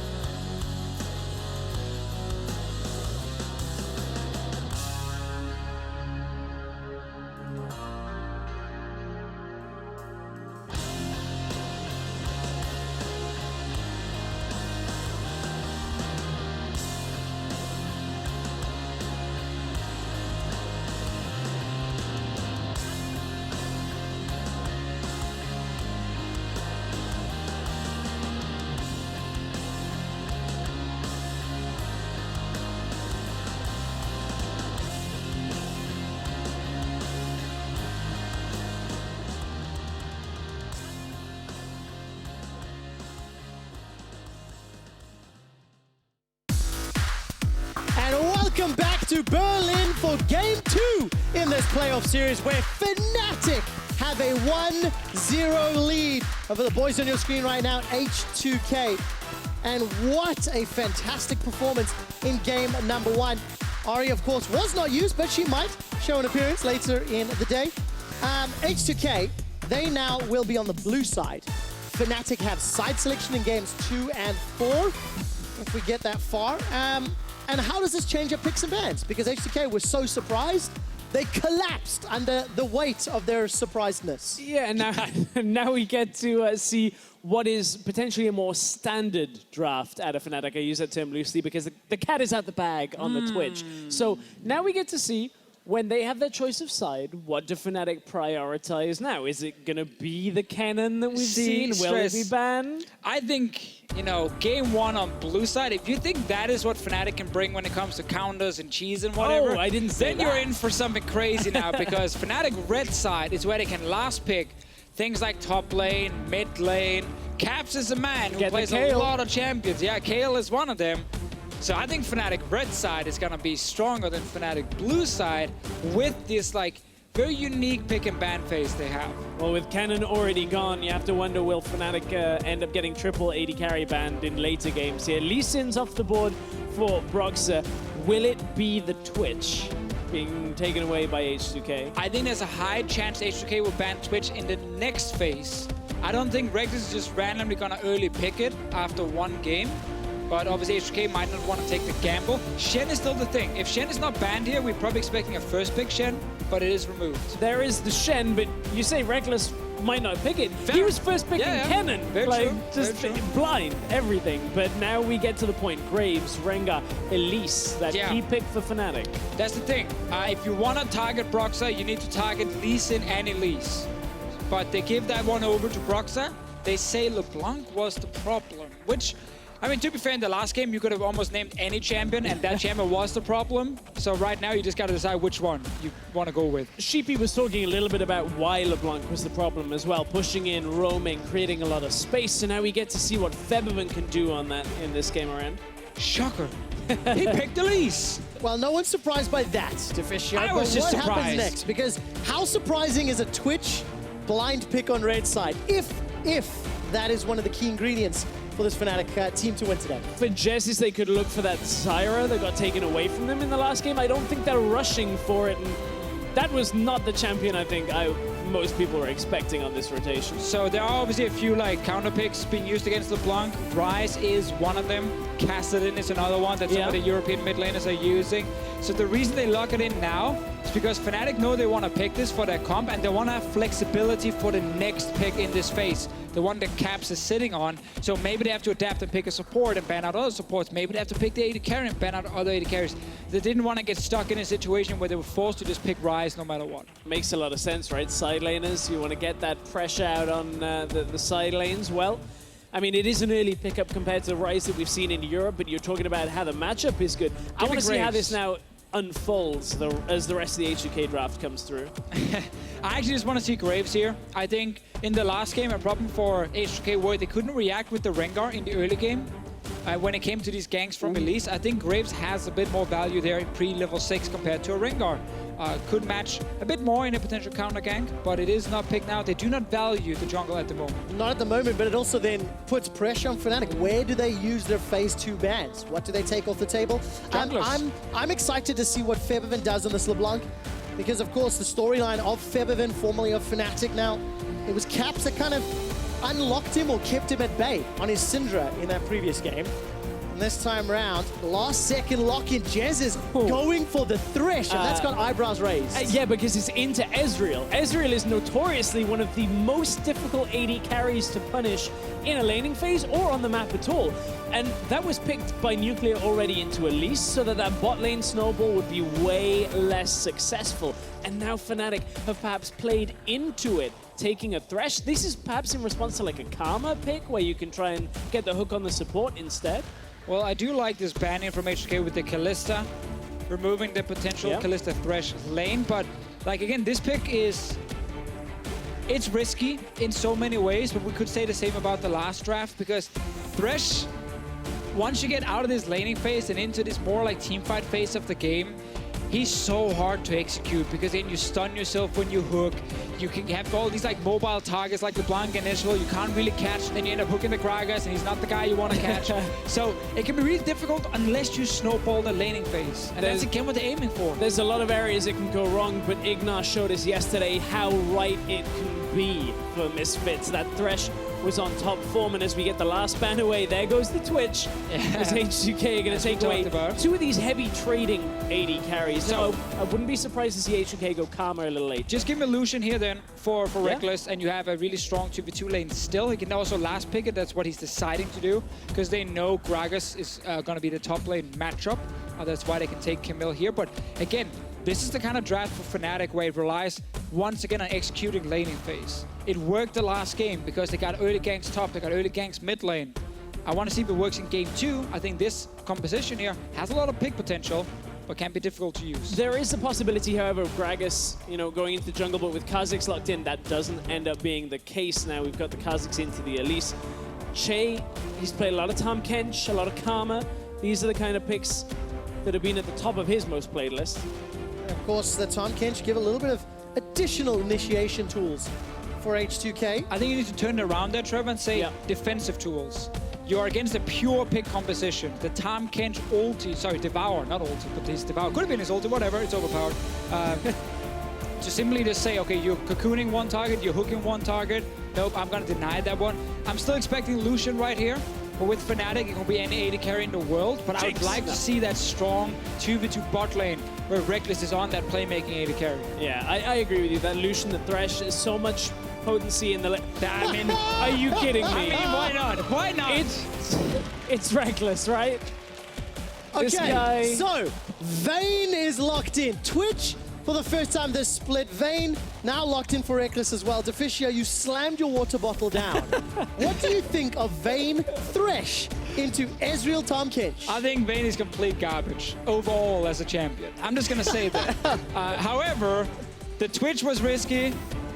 Come down here, man, if you disagree. But, so, Twitch in the last game, that was risky. They played around it, and Reckless was fantastic on it. He's an old Vayne player. So obviously he might be able to execute this one, but I think Vayne's laning phase is just so weak. But I guess if you're bringing support, jungler, top laner, mid laner, then it doesn't matter how weak your laning phase is, and the Vayne can suddenly work. I'm glad you managed to get that one in. We were almost out of champion select before saying Reckless is an old Vayne player. I thought we had to rush to get that one in at some point. Haven't heard that one in a long time. We haven't, because Vayne has not been particularly meta in a very long time. And we can talk about the reasons in game. Yeah. And Fnatic as a team have basically said, screw the meta, many times in the last few weeks, because it's comfort above all. For Reckless, we know Vayne is comfort, but for Jesus, how comfortable is he on Thresh? How proficient is he with Death Sentence early and Lanterns later? He did step up in the last game, can definitely do well in this one, but I mean, that's the thing. The meta kind of part of our brains is saying, no, Vayne, but then the other part is like, we kind of want him to succeed on it because it's such an exciting pick. My mind is saying no, but my body is saying, is this Vayne spotting or is this Fnatic spotting? 1-0 up. They stunned everybody with their performance in game number 1. Can they do it again? Can they do it again? That is the question. Deficio's not a huge fan of Vayne during the laning phase at this level of play. No, I'm not. But we weren't sure how Twitch was going to work, and Fnatic said fantastically. I think there was more insight on how Twitch was going to work, like, as you go into the game. For this one, if Vayne snowballs specifically from winning the laning phase hard, something has gone wrong for H2K. If that happens, if bot lane, they kill Ezreal or the Tahm Kench, even with Broxah coming down, these should be safe champions. Right, but here's the good thing now for Reckless and Vayne is he's not against the most aggressive bot lane. Not in terms of players, not in terms of picks either. He already saw the Tahm Kench. This is why they delayed that AD carry pick for last. So he knows, okay, early few levels can be a little bit annoying against an Ezreal, but once you get, level 5, level 6, you go back and get some sustain because you're building towards the Blade of the Ruined King, you can definitely sit and farm in this lane as a Vayne. And the Tahm Kench is obviously not a big lane bully. So I think a lot of, picks had to kind of go correct in order for Fnatic to lock in this Vayne, but I think they're actually looking at that bot lane and saying, you know what, if there's ever a time to do it, it's right now. And it is the first sort of major reach of Vayne that we've seen all year long. All year long. It's appeared in challenging careers, in Korea rather, Latin American North as well, the LLN. That's it, nowhere else. It's just because you can't play Vayne against these mage supports. She can just get completely bullied in lane then. But against the Tahm Kench, Reckless might be able to make it work, but it's still difficult early. And also, again, let's remember, the Twitch also worked because of Broxah, because of Caps, because Nuclear and Che over-pushed the lane. It wasn't just because of the 2v2. But as always with a Thresh laning phase, a couple of hooks on the support, the trades, the damage that will come down from Silver Bolts as we go later against a tank. Like, it is possible to have that, but again, Shay needs to get hooked multiple times in lane then, and that generally won't happen. I mean, and that's the thing. You know, if we can get Vayne out of laning phase, you can get her into like a late game fight or something against these tanks. Yes, she can be super useful, but if everyone could do that, she would be picked all the time. Yeah. And obviously you can't. There's another problem later on in the game we can mention. Her issue of kind of finding a place on the map. She can't really hold mid. She has no wave clear. Her split push is very slow as well, because again, she doesn't offer insane like push. So it is a bit difficult to play Vayne at almost all stages of the game, but it's a playmaker. And Reckless is the playmaker on this team. He is the playmaker. He's historically been the primary carry during Fnatic's wins over the last few weeks. And of course, there's a lot of playmaking potential on the Fnatic squad, with Camille in the top lane for Soaz, with Elise being played by Brox in the jungle. Let's turn our attention to H2K though, because you've got Jankos on a much stronger early game champion at the Kazakhs. You've got double teleports from Odo and Febiven. And there's also some tools and some power here that Che can use on his Tahm Kench, which he's done very well during the course of the splits. And I think H2K will come out of this draft saying, okay, they've thrown us another curveball, but all we have to do is play this how the composition should run. You rely on Febiven in the early game, a lot of damage, Odo need to set out the fights, and Jankos can just facilitate lanes, but he's not for bot side already. It's happening. Surely you don't dive. Surely you don't dive Ezreal or Tahm. Surely you don't. But the cocoon, that finds Che. Che's pinned against the wall with the condemn. Exhaust buys time, but not enough for the kill. Repel up, drop down, and they just get Che's summoner. And that's a flash down now, so next time Tahm Kench gets hooked or anything, now doesn't have the ability to get himself out of it. Fnatic again, it's obvious that's where they're going, but Yeah. H2K, they didn't have too many more options on that one. I'm actually just smiling because, again, everything in this meta goes against Vayne, but this specific matchup is fine for him, and the fact that play around the bot lane can and will make this Vayne work, and that's actually super exciting to see. It really is. And, you know, we came out to get ready for the show about 20 minutes before 5 o'clock. About 20 minutes before that, Fnatic were on stage getting ready. Yeah. Jankos is under a little bit of pressure. I'll carry on with that story in a second. Overload into Rune Prison. Connects with another overload. Soaz his body blocked. Oh! The blast cone! Oh my god! First blood to Caps! Oh, Fnatic, it's seemingly in the mind of H2K right now. That blast cone back over. Jankos thought he was just about out, but Caps left the lane first. Febiven looks like he's just TP'd back to lane earlier, but couldn't match the timing on Caps, and beautiful blast cone usage. And such an unusual play from Jankos. Going in for the enemy Raptors when his mid laner has zero control. Yeah. Look how far back Febiven is. Just TP'd in. That's where that cooldown's gone, and now Jankos was in trouble. Exactly, because Caps will, of course, just walk in behind him and do exactly this. Jumps over, and it's Caps who just auto-attacks the blast cone. What a nice reaction from him, just instantly flashing with them. This is the performance that Fnatic have wanted out of Caps.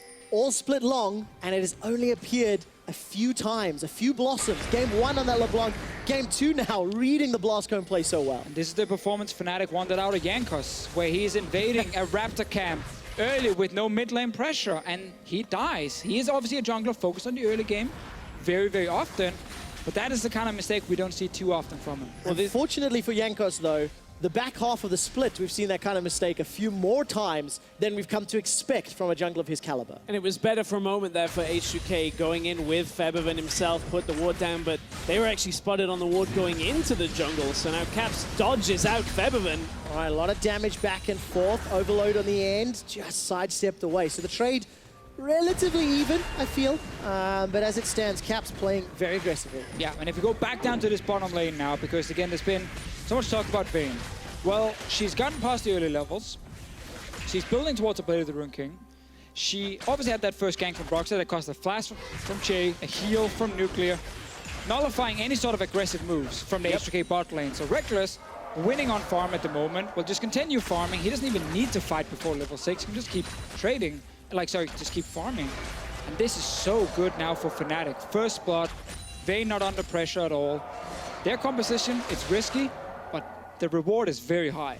Absolutely, and the reward for Fnatic on some of these more unorthodox picks over the last couple of weeks seems to be paying off dividends. I mean, even other teams perhaps started picking up some of what we can anticipate would be a scrim meta that Fnatic were putting forward. I mean, we saw yesterday Splice and Misfits talking about how Kennen was so successful in scrims but didn't find its footing on the stage in the playoffs, 0 and 4, but Fnatic are making these different picks work with just a slightly different play style than a lot of other teams are making. Kennen banned both games, Twitch banned this game.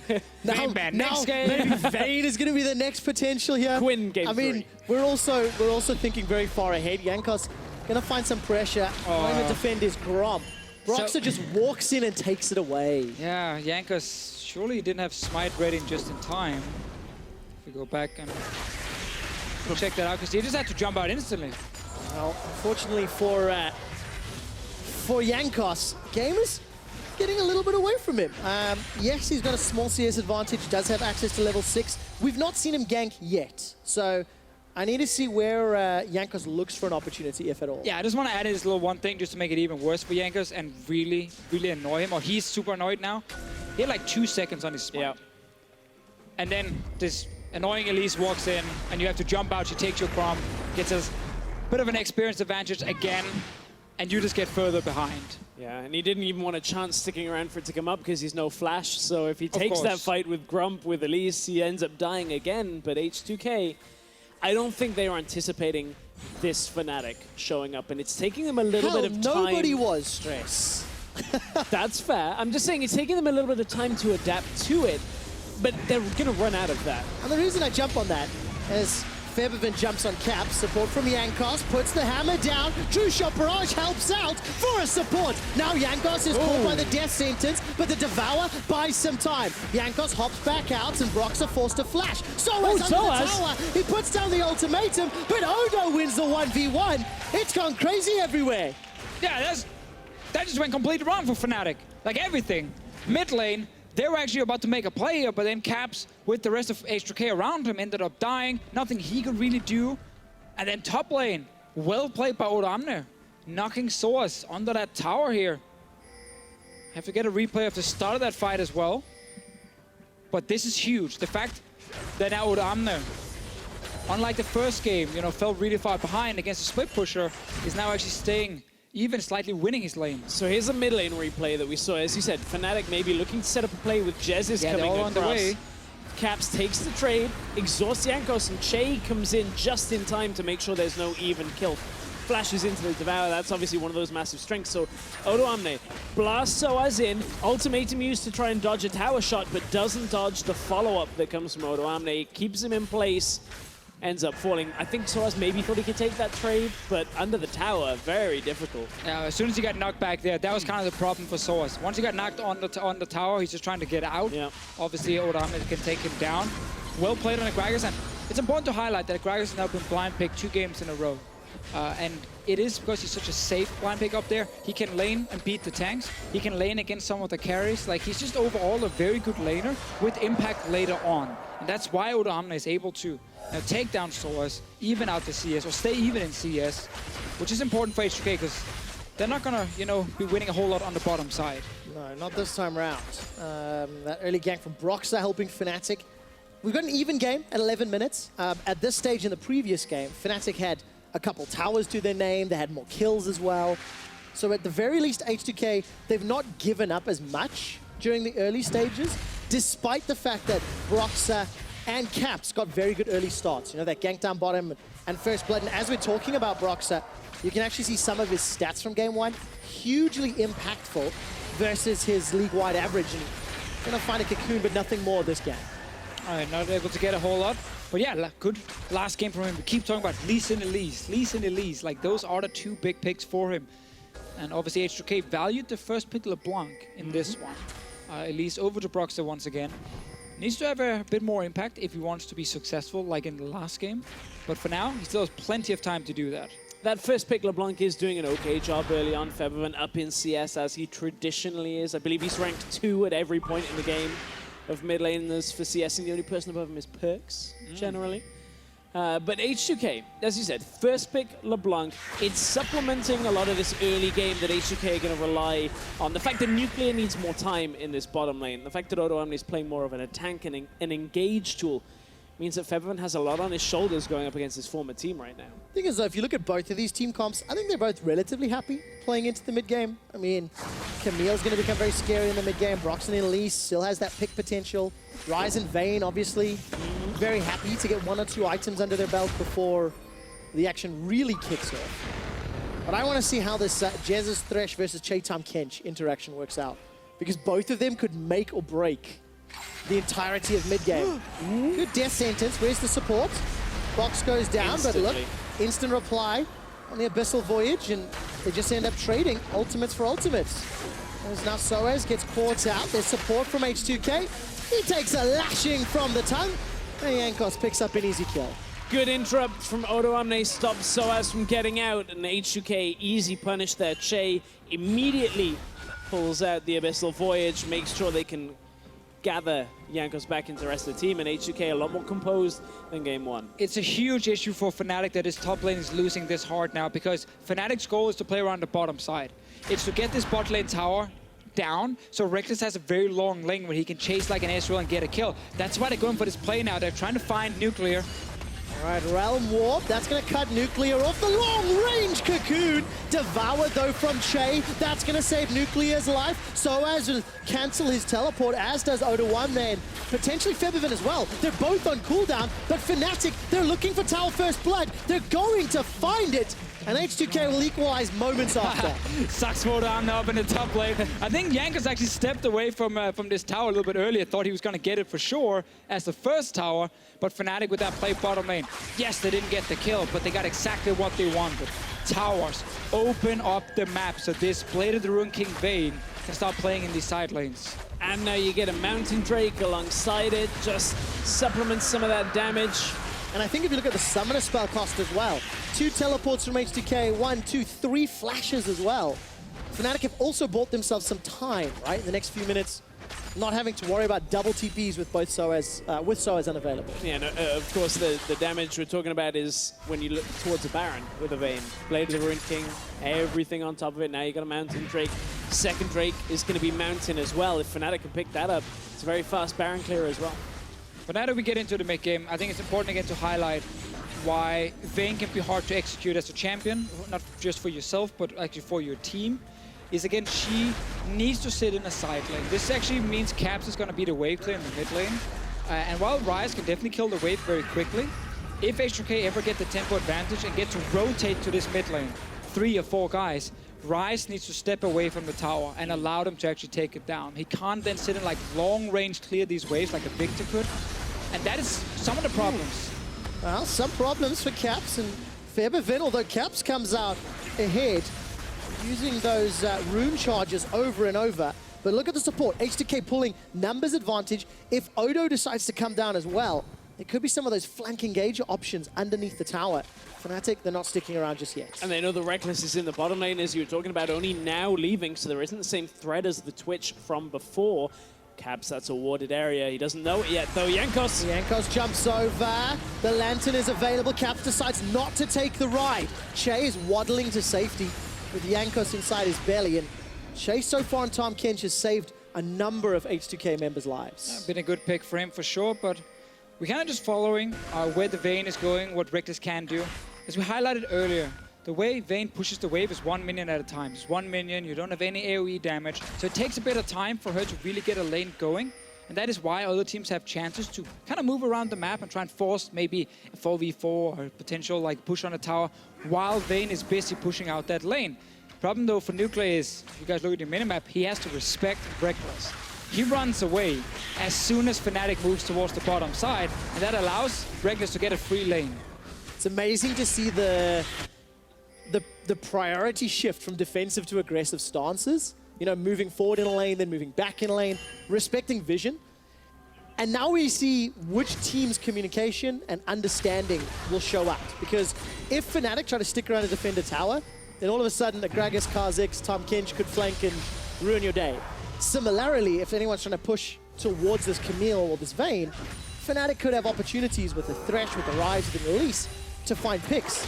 And now we judge which team can make those scenarios happen. And it's not only that, I mean, H2K, they know that Nuclear, if he is there against Reckless, despite Ezreal being normally a very safe AD carry, Vayne is one that if you get that first shot off after the tumble, you can actually stick on a target like Ezreal, unless he's going something towards that Iceborne Gauntlet, which is not what we've been seeing Ezreal's go for. You go Trinity Force for more damage, so you know, if the couple of shots lands, might be 3 shots and Nuclear's dead. Now, Fnatic is a team that loves to lane swap. So whenever they do go back to base, you got to call. Bot lane could be missing. Odoamne should have gotten the message. Oh, that was so good. Soaz sidesteps the big barrel. Odo gets the message now, and the message is, get wrecked. Yeah, probably he's mad backstage right now. Because this is one of the things you look for. Anyway, let's see the play here. All right, Realm Warp comes out. Caps with the overload. Not going to find the kill. Broxah should be able to rappel up. Looking for a target. Going to drop down defensively. Fnatic look for the tower instead. And that's the thing. It's a threatening rappel up from Broxah there. He has the option to go down, but they know it's an overchase. They want to try and get 2 towers. Che's alone here. Why did you go in without support? Che's going to get dropped overload after overload. Defensive flash, and Broxah's able to survive.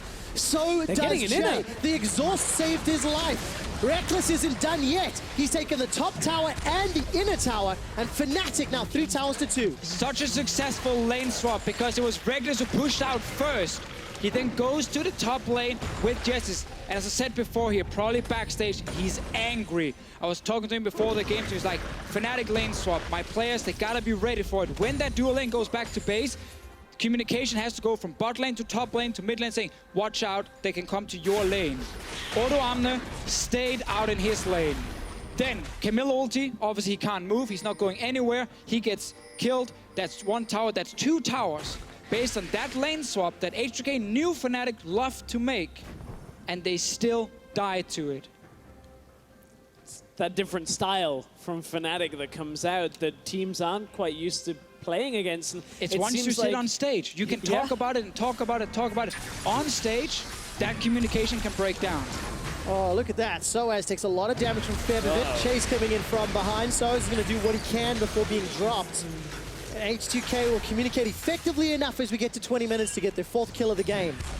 And this is where there wasn't really a response for Fnatic on this, so it's good timing by H2K, knowing they can get in behind Soaz. The response will be Rift Herald, which goes over to Reckless, as we've seen for the last few weeks for Fnatic. He's been picking that up, which is a nice little bonus. They get it just in time before the Baron spawns, but overall, H2K at least will be happy to relieve some of that pressure that Camille was creating. Yeah, definitely good always to get that on Vayne when you are focusing on that side lane. And now, they're actually expecting H2K to try and make a play mid, because this top lane is pushing against H2K. Against Fnatic. Is pushing towards Fnatic right now. Look at the mini-map. H2K are grouping. How often do you see Ezreal at 20 minutes check Baron pit with True Shot Barrage because Fnatic could have been going for it? Very tense as H2K are trying to lock down Fnatic members, seeing where they are on the map, because Jankos is still in that Dragon Pit. I just love this understanding here from Fnatic when you look at minion waves. With that big top lane wave pushing towards Fnatic, they knew, okay, H2K is not going to be top lane, because they can't overextend, they can't move past the river. They have to go mid. And that's why Jesses and Reckless and Broxah were just sitting and waiting in that brush here, saying, we're ready, you're going to push this tower, and then we're going to just move in behind you and kill you. Well, luckily H2K didn't make that mistake, and instead, they managed to pick up an uncontested dragon. If you look at the minimap, H2K have a lot of vision on that right-hand quadrant. 2 pink wards in the river, control wards rather, as well as a couple invisibles, which Soaz is now walking directly over. So information for H2K. And now what we're going to see now here in the mid game as well, or towards the early start of the late game, is Reckless, while he looks to be alone, will always have support. Jesses and Broxah will always be around him, because when you play 1-3-1, or what looks like a 1-3-1, but with a lane that doesn't have like teleport, who needs a bit of assistance like a Vayne, it becomes this like 3-1-1, where your side lane with the Vayne is where you protect. That's where you put a vision, that's where you play support and jungle. So if someone ever tries to duel this Vayne, you just get collapsed on by multiple members instantly, and you die. So it allows Reckless to always push out first, because no one can touch him. Fnatic can just play more proactively. They can make those moves, look for those picks. If you look at the item advantage, 2 item spikes for most of Fnatic. Phantom Dancer, Blade of the Rune King. A second ago, Nuclear picked up his Triforce. 22 minutes in, you've had Triforce for Soaz for a little while. He needs to also go back and shop, I think. So Fnatic sitting very comfortably, 2,000 gold up. They won game 1. At what point do you start to believe they can extend this lead even further? I mean... I believed after game 1, 5 minutes. Yeah, there we go.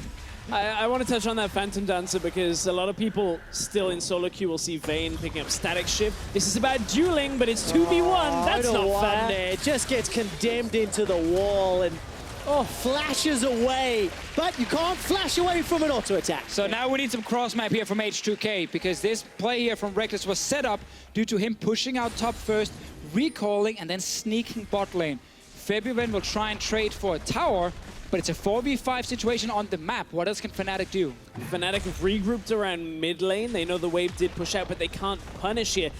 It's Reckless on the bottom lane that's looking for something, but Ryze going top, I don't think they're catching this LeBlanc. But they're stopping the tower from dying. That's true. And well played here by February as well, respecting that Ryze ulti, not overstaying. As did Reckless on the bottom side. Backs away. Respect to everyone. Tom Kench was there. The Abyssal Voyage, we didn't see it on screen, but it has been used. So a very tentative game. Yeah, tentative game, but Fnatic are the ones that when they put their pedal to the metal, accelerate, they're the ones that have taken more towers. That's how it works, yes. Got themselves an extra kill.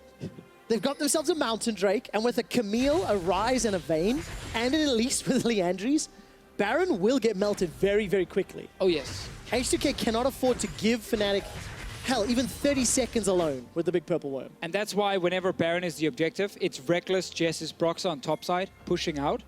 Then they get control of the river, they ward it up, and H2K kind of like, are they on it?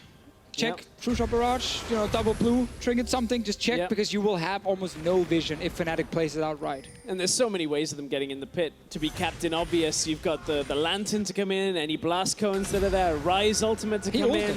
He's going for it. Jankos is at least going to use that Void Assault to escape. Not enough vision for the Condemn. A few golf claps at Reckless. I think I heard one guy say boo. Tumbling forward, and that means H2K pick up a very easy tower. So as was on the bot lane, looking to try and push down, of course, can't get all the way to the tower now that H2K have taken it so quickly. So that is a good little response out of H2K. Push that down, reduce some of the play area for Fnatic already. All right, leap over the wall for Jankos. The Cocoon, I think, buys some time. There goes the Lantern out, and Caps flashes forward, sidesteps backwards. Oh, those blue suede shoes are made for dancing. Baby Bjergs? I'm not saying, I'm not getting involved. His name is Caps. Baby. His name is Caps. Come on, that was a Faker move. I love that.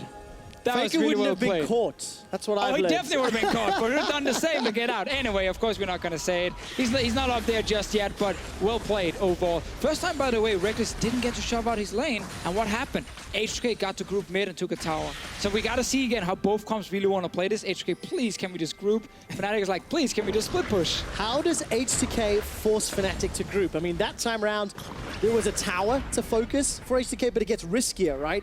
They've got to now get to inner towers. The same way we've seen H2K forcing a lot of fights throughout the split when Chase on Tam Kench or Oloane is on one of these picks like Gragas. It's all about just committing right to one person that's out of position like Caps, and that time he had his fancy footwork. Maybe next time it doesn't quite line up for them, they get the pick, they move into the jungle, get the vision down, and they don't need to win a full 5v5 to threaten objectives like towers. 1 or 2 members down from Fnatic is enough, that H2K just continue pushing. Look at the damage. Nuclear gets a couple Mystic shots off and forces Caps away. And a lot of now, based on kind of getting H2K in position, is focused around having these like different windows. Whenever Fnatic pushes out a lane with Reckless, they will then recall with Reckless and send him somewhere else. And that actually gives now a window for H2K to push top lane, which is what they're doing now with February, if we can just show him up in the top side. And now that they have this opening, they can actually make a play. Because now they have the control in the side lanes. If they wait another minute, Reckless will push it back, and then Fnatic has the chance to make a play. So right now it's on H2K. They have pushed the lane. Top tower is open. This is how they can force something with their comp as a team and not rely on the split push that Fnatic are relying on. So good from H2K, playing that map effectively. If the observers can toggle the vision, you can actually see all of the wards that H2K are working with in this top quadrant. There's a couple of wards behind them towards the north end. But that's what H2K are playing with. Still a lot of dark areas, only Reckless revealed for now. It's been a big problem for Fnatic that they haven't been able to really apply pressure with the Vayne. Reckless for the last few minutes has just kind of been stuck around the middle lane, and that's why FEBVN is going top and pushing their lane out. That's why H2K are actually getting some towers now, and that's why H2K had vision around Baron and not Fnatic. At the same time, though, there's this just feeling in the back of my head that is telling me that that doesn't necessarily mean Fnatic are out of a chance on this, right? Just because split push is the absolute strategy. This Vayne is getting farm, it is getting stronger, so the fact that Vayne isn't like 2 and 10 makes Reckless still very formidable in small number skirmishes if he can stay alive. It's not about Fnatic not being able to win. It's about Fnatic giving H2K a higher chance of actually winning the game. Because H2K, if this Vayne is going off in a side lane, have almost no win condition. But H2K with actual map control and able to play 5-on-5 have that win condition open for them. So that's basically what's played around. Like, it just gets harder and harder for Fnatic to win without ever being impossible. Like, they can always win a late game fight with Ryze and Vayne, always. And maybe if Fnatic surprise H2K to start the fight, it makes it easier. Because surprising H2K is significantly more effective than catching them on an even keel. Look, it's approaching 30 minutes. This gold lead means next to nothing at this stage. Looking at the 2 or 3 items that are completed across the board, I'm not seeing anything super surprising here. Void Staff, Merc Treads, and the Gunblade for FEBVN. A little bit of a mixed hodgepodge there with the Negatron Cloak and Fiendish Codex, but as Reckless is pushing the wave in the top lane, pushing it out, and let's see how H2K responds. So he's pushing it up so they can come back down to Baron, but he's got 2,000 gold right now on his person. He needs to go back and shop. It looks like he's opting towards the Frozen Mallet again. Not exactly the most orthodox pick. There it is, has just been completed because they shoved topside out. I like that against some of the burst that's coming down from FEBVN, right? If you can survive the burst and then use your Phantom Dancer and Blade of the Rune King to survive through. It's such a pure 1v1 build. Yep. Like, there are ways you can play like more teamfight Vayne with like a bit more AoE in your build, but he's going pure single target. A lot of damage, no stun onto Jankos, but the Death Sentence connects. Where's the box? Not thrown down yet as Jankos is able to escape. Now Jesus is the target. He's sniped down with the Mystic Shots. The ultimatum locks Nuclear in place. He's the target, but Broxah can't follow forward. Soaz is already out of the fight. Rune Prison onto FEBVN. That's a double kill for Reckless. He continues to chase. Huge heal from the Summoner spell, and Caps gets the third. The name of the game in that team fight is just be a frontline for Reckless. Put some damage down. Caps brings him in range again, and Jankos got hooked back in when Che had been pushed out to the pit. That's an exceptionally fast Baron. Fnatic in full control again. The Fnatic chants erupt on the ground here in Germany as Fnatic win this team fight that allows them to take Baron. Yeah, it's such a good start for Fnatic because it's just a split up fight here. They got a lot of damage on Jankos, so he's basically out of the fight. Like, he's not gonna rejoin. And that's why Fnatic are actually fighting 4v5 in most of it. Jankos, in the end, he got like a W off, like right there. That was his value. The rest of Fnatic, suddenly there's no kill pressure on Reckless, and he's able to just pick the targets he wants. Caps is full HP as well. That's when you know a fight was really heavily in your favor, when your carries are almost full HP by the end of the fight. Significant amount of damage done from Nuclear, though. At the same time, we've got to also keep our eyes on H2K's AD carry. But one of those points there where Che normally would be devouring Jankos, they were too far apart, no way of saving him. Don't think it would have turned the team fight in their favor particularly either, but Fnatic showing that this Vayne can still work for them despite not 100%. being split push focused. I mean, that's the thing. H2K came back into this game because they could stop the Vayne from split pushing. They could get some map control.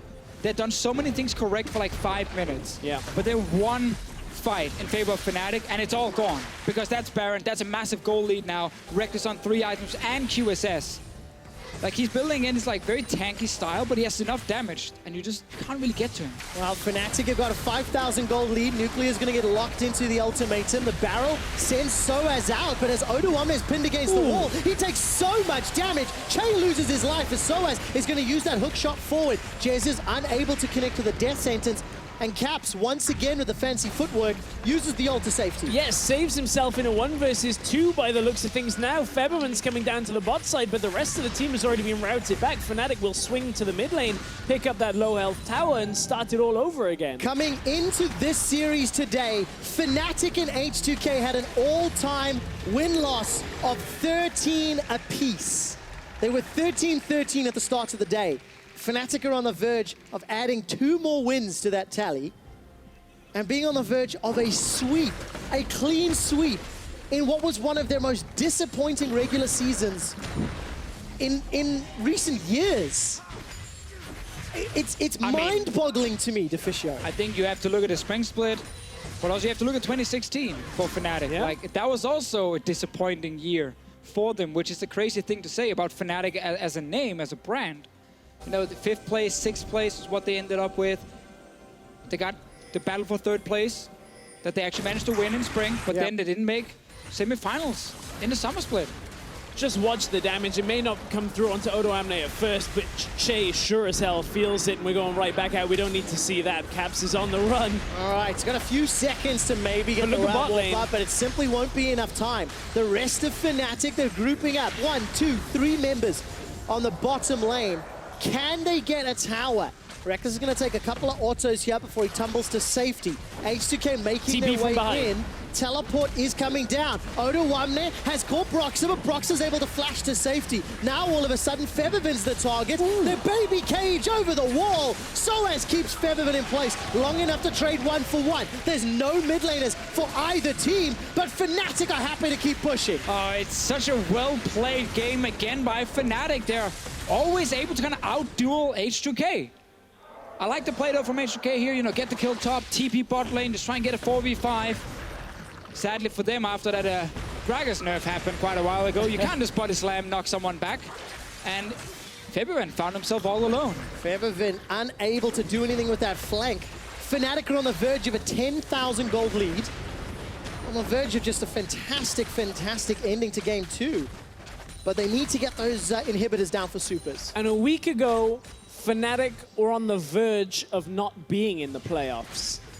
And this is an H2K that, you know, everybody was seeing them top the group for the most part. Unicorns upset them towards the end with some fantastic performances, but everybody has expected H2K to be on top form. And Fnatic look like they're about to take game 2 in this best of 5 and be 1 game away from knocking H2K to a disappointing performance in playoffs again. Yeah, however, 1 step earlier, right? H2K are famous for choking in semifinals. That is their thing, right? They are the almost forever 4th team. They've had a couple of 3rd places in there from time to time. Semifinals at Worlds, semifinals at LCS 3 times, semifinals at IEM. They've never made the final. There we go. Thank you for making it sound much simpler, Deficio. It's Fnatic, a team that has made the final, with some of these very members looking to knock H2K down a peg. The redemptions come out as Jankos flashes safely. Here comes Reckless. He flashes in aggressively. Feathervin's the target, but Soaz gets the kill. A condemn onto Odo Amne. Drops him as well. Fnatic in a 5-on-3. They're setting their sights on the base. Yeah, there's nothing H2K can do when they're this far behind, and Fnatic once again win another fight. That's another inhib. Because I'm counting one from last game. It's an inhib going down. It is an inhib going down, and Fnatic can take another if they go middle lane, waiting for the minions to make their way in.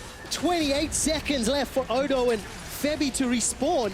And Fnatic play this one by the numbers. 2 inhibs and out safely. And this has been a Fnatic about much more than just Reckless, but oh boy have they given him the tools to carry in another game. Oh, Che's gonna get locked down by the ultimatum. I'm looking at Reckless's HP. Despite the attempts from Nuclear, he simply can't kill Reckless. All 3 inhibitors are down. And Fnatic, the underdogs by a gigantic margin, are looking set up to go 2-0. Just like in the last game, we can take that step back and look at the last part of the pick and ban phase, where Vayne gets locked in. It was Twitch in the first game. In this fight here, it's not really about Vayne at first, but soon will be. Source getting, you know, quote-unquote caught. Not really. He has GA, he's just buying time. The rest of the team showing up. Reckless coming after as well. Yeah, and what Soaz did there was use the ultimate, keep H2K further up the lane for a while, then lets them escape right into the waiting arms of the rest of Fnatic as they come in, utilizing Cap's ultimate. Soaz playing perhaps with that Guardian Angel going down, but it doesn't really matter. He was so close, but Fnatic, the rest of them are so healthy. And the point I wanted to make there before with that last rotation is, by Fnatic last picking AD carry, they could once again surprise H2K. Had H2K seen that Vayne earlier, they would not have locked in Tahm Kench. They would have picked a range support and tried to bully the lane. Yeah. But because they saved last pick for Reckless, and he has so many surprise picks, H2K are just not ready for them in the pick and ban phase. A lot of surprise picks for Reckless. He's been the primary carry for Fnatic, statistically outstanding, a leader on the team, and hell, everybody's talked about Reckless over the last few weeks. His social media discussions, his presence on stage with and without the team. But you cannot deny his impact on Twitch previously, and now Vayne 6-0-4 Look at this. as Fnatic take Baron. 3 points of pressure. Soaz top lane, 3 men on the Baron, and bot lane pushing down because of the inhibitor being down. 3 points of pressure. H2K can't compete with any of them by the looks of it. And Fnatic at the Baron, surely that's it. It's clinical from here for Fnatic. They're just going to walk the Baron minions in. I mean, they got all the inhibs down. Yeah. Ladies and gentlemen, it's Nexus number 2. I can barely believe my eyes. Death sentence goes awry as Che is the target. Get rickety reckless as Fnatic find more kills. It's 12-6. The Nexus is down. One more win secures a spot in the semifinals. And we had that big moment, like 25, 26 minutes in, where H2K were actually finding a way back in the game. Fnatic did not split push on the side. They did not, get Baron vision. It was actually H2K with the vision around that objective. But then they walk into that red buff. They lose that fight, they lose Baron, and suddenly the game is just in favor of Fnatic again. It absolutely is in favor of Fnatic. And Deficio, we talked a lot about Reckless in both of the previous games. We did that deep dive on his impact on the team. But Soaz has looked great. Yeah. Proxus had a fantastic early game twice. Gentlemen, I have to show you something. I actually have a replay that I've requested, which I'd like to queue up right now. It is, of course, of Baby Faker. Wait, you said it now? With his mechanical outplay. Just look how cheeky this is to get out of what is a 1v4. Oh, steps past Odo Amne, flashes out of the barrel. That is beautiful. Oh, that was sick. So good. All I'm saying is, so good. right there, slap Faker's name on, put it on Reddit, and everyone's like, oh, that's a great play. That is a sick play. Look at those dodges. Now, Caps needs to do more of those things in a killing manner, not a saving his life. I mean, he's doing it in playoffs right now. It's pretty good, though. Yeah, he has been making a couple of plays like that. Looking up against the previous Fnatic mid laner, Caps is making it look all too easy. Exactly. Caps against Fev and Caps showing up. H2K are up against the wall in this series. Let's head over to the LCS for a closer look at the rest of Game 2. Up against the wall. We'll see if they are condemned, yes or no. We have some more Caps big plays later, but I also want to talk about the picks and bans. And obviously, the Vayne. We had a bit of a discussion here. Mitch, you were quite the fan of Vayne, specifically against this composition, not specifically for the champion. It was just a really fun pick and ban to follow, because we were thinking like, oh, Reckless, is he going to pick the Twitch on third pick Purple Stem? It's like, no, he can't. But then he's going to get banned out. So then he lost the Twitch, he lost the Kalista. We saw Tahm Kench come out against Thresh, and we know that this is just Tahm Kench, just removes your experience of having fun as a Thresh player. Because you hook one guy, you can't kill him if it's Tahm Kench. You hook the other guy, he gets devoured. Well, it's over. And they have Ezreal. So you're like, how do you answer a lane that is so good at playing passive? Well, you find magically this one champion that everybody forgot about that actually outscales, has % damage versus the Tahm Kench, can punish it with Condemn, and synergizes so well. And that was the Vayne, and I was super happy to see it come out. And he's really abusing this Blade of the Ruined King into either a Phantom Dancer build, and then he even adds Frozen Mallet to it. Have we seen this? No. Every time. He goes always Blade of the Ruined King, Hurricane or Phantom Dancer, and then the Frozen Mallet. And she gets really, really tanky and hard to kill. Also, it's really nice to see how Fnatic is treating the Blanc pick. Because last game, H2K got stomped by LeBlanc pretty much. And Fnatic just has a really good answer to the LeBlanc pick, right? They just pick Wise Elise, first rotation. Don't give H2K the opportunity to pick the Elise. And this just enables so much gank pressure on the LeBlanc that you can't really play this aggressive and not go to the full potential that the champion has. Because are you afraid to dash into the wave every single time when you play LeBlanc into this combo? Yeah, pretty much. I mean, if you can one cleanse, can go Mercury threats early, but this is like delaying the champion a bit, like the strongness of the champion. And yeah, this is just nice to see how Fnatic handles this. Yeah, smart pick and ban by Fnatic, but not as big of a lead in the early game. However, a lot happened, so we're going to run through a couple of replays, starting up early with the first blood bottom, or the gank bottom, rather. This was really well played by H2K, though. I love it. So Broxy comes in, he knows, don't target Nuclear because he will get devoured, so they go for Che. Then Nuclear knows, I can't get Che get comboed, so he takes the hook for his AD, for his support. Then Che devours Nuclear, who took the hook for him. They heal and flash out, so this is super well played. I love this little tidbit. But then NALCS is cross-mapping with no vision, and Sheepy as a coach, he must be a little bit disappointed here. Look at Caps, from the play before also, they had vision on the Elise coming behind, so Fnatic, they're slipping up a bit. And here, NALCS is just invading topside jungle when your mid laner's pushed in, and that's always risky. But also really nice by Caps there with the flash auto take over, destroying the blast cone. I mean, that's really good on-the-spot thinking from him. And Exile, you were mentioning how you feel like Caps is mechanically probably the best mid laner in the league. Yeah, I think so. Right now, that like when you compare all the mid laners, then Caps at the start of the split, at least, was like a mid laner that's heavily mechanically on an insane level, and it's like always outplaying his opponent. Maybe even got like a bad draft matchup on stage up and on, because maybe like outplayed the enemy in scrims. But right now, like if you look at his plays, like he knows exactly what to do, and this is just nice to see. When he punishes NALCS, maybe it was the team call as well, but yeah, he's playing the lane really well. He's also really confident kind of with the Rise ultimates, like he's constantly repositioning, even flashing to dodge skill shots to then end up in the ultimate. It seems like he's really found his element. Oh, he has, and he has the rest of the team now also performing around him. But it wasn't all bad for H2K. They put some pressure on the map back as well. We're going to take a look at the next replay, because they didn't want to let it get so out of hand as it did in game one, basically. Yeah, this is it's basically like Jez is covering Caps with the Lantern, and I love the setup because you really want to target this mid lane matchup because the side lanes are not working. Fevin eventually goes in with the chain. Ezreal ulti is going to come out. NALCS joins late enough that Caps is stuck with no flash, and they really abuse the summer disadvantage. Yeah, they really should have done this way earlier. I mean, this is really the idea behind it. The enemy picked Ryze Elise, so they have heavy magic damage, and yes, they tried to delay the LeBlanc a bit.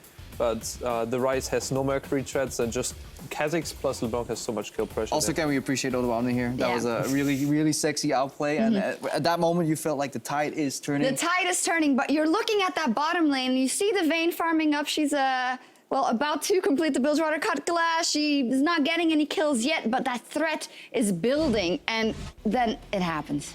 Yeah, double side lane kills here. We see the Rise in the mid lane, Exile. Should he be playing on the side lane, or do you think it's the best thing for Vayne to be on the side lane here? I think right now the wave clear of Vayne is a bit limited also with Trash.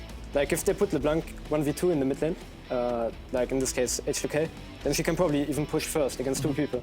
And this should never be the case, right? Like you want to at least trade equally. And yeah, this is like why they need to put Wes in the mid lane right now. And they can also enable these plays on the side, like on the top laner, as we saw right now. With Vayne and Trash, which is like really in the end in favor for Fnatic. Yeah, Fnatic did a fantastic job pairing Soaz with Reckless. You're only expecting one of the two. Like you press tab and like, yeah, okay, Vayne's gonna be tough, but I can deal with it. Or press tab is like, Camille can all in me because I can knock him back. But when they both come at you, it's really hard to deal with that. I think that's one of Fnatic's strengths.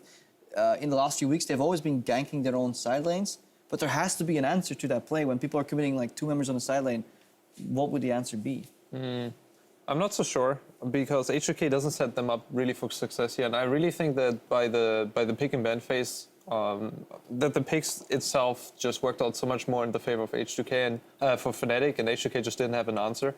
Even in this fight, like I think they didn't play like perfectly. The last one we saw where Vayne, walks away or goes out when she actually can go in more, like a very specific point. But I'm just saying that although they don't play it absolutely perfectly, their team comp is just so strong in like attacking those team fights and letting the Vayne roll and pushing out the DPS.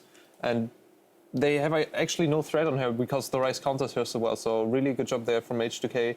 From Fnatic building around the Vayne. And that's what we got to talk about, right? They're in the zone, they're on the same page, playoff buff, whatever it is. But we just have to acknowledge the fact that we highlighted Reckless here before, and it is him, absolutely. He's picking that switch, he's picking that Vayne, he's making it happen. But the entire team, I mean, it's almost incredible. He's running out of Blade of the Ruined King's AD carries, so I wonder if H2K is just going to panic and ban out them all. Sure. But then he can still, I guess he can still play Ezreal. Do you think they will open up the cannon? That would actually be hilarious. The problem is, because Fnatic was so fixed on like these few champions where they found success, all your prep bases itself on these champions being eliminated, I think the first champion to slip would probably be the Lee Sin. Like Lee Sin Elise in terms of early aggression gang pass, Brox has leaving his mark on Elise. That one could be left open, and maybe you slot in a Vayne there, and then you late ban out Twitch, and you late ban out Kalista again. Yeah, sorry to break you off, but we got to move on. But I just want to know, I mean, what's going to happen is going to be a reverse sweep. Do you see H2K getting back? Because obviously this was against all of our predictions and all of our opinions before the game. Do we see Fnatic closing it out here? I think that Fnatic has definitely, like, after those 2 games, I'm really impressed how they, like, stepped up the first expectations, how they will place. And yeah, I think that they can close this out. Like, they just go another AD carry with Blade of Doom King, Frozen Mallet, like whatever AD carry it is. Yeah. And yeah. Absolutely insane. Well, after another statement win, Fnatic are just 1 win away from clinching the last ticket to Hamburg. Is this H2K's final hour? We'll find out in 3.5.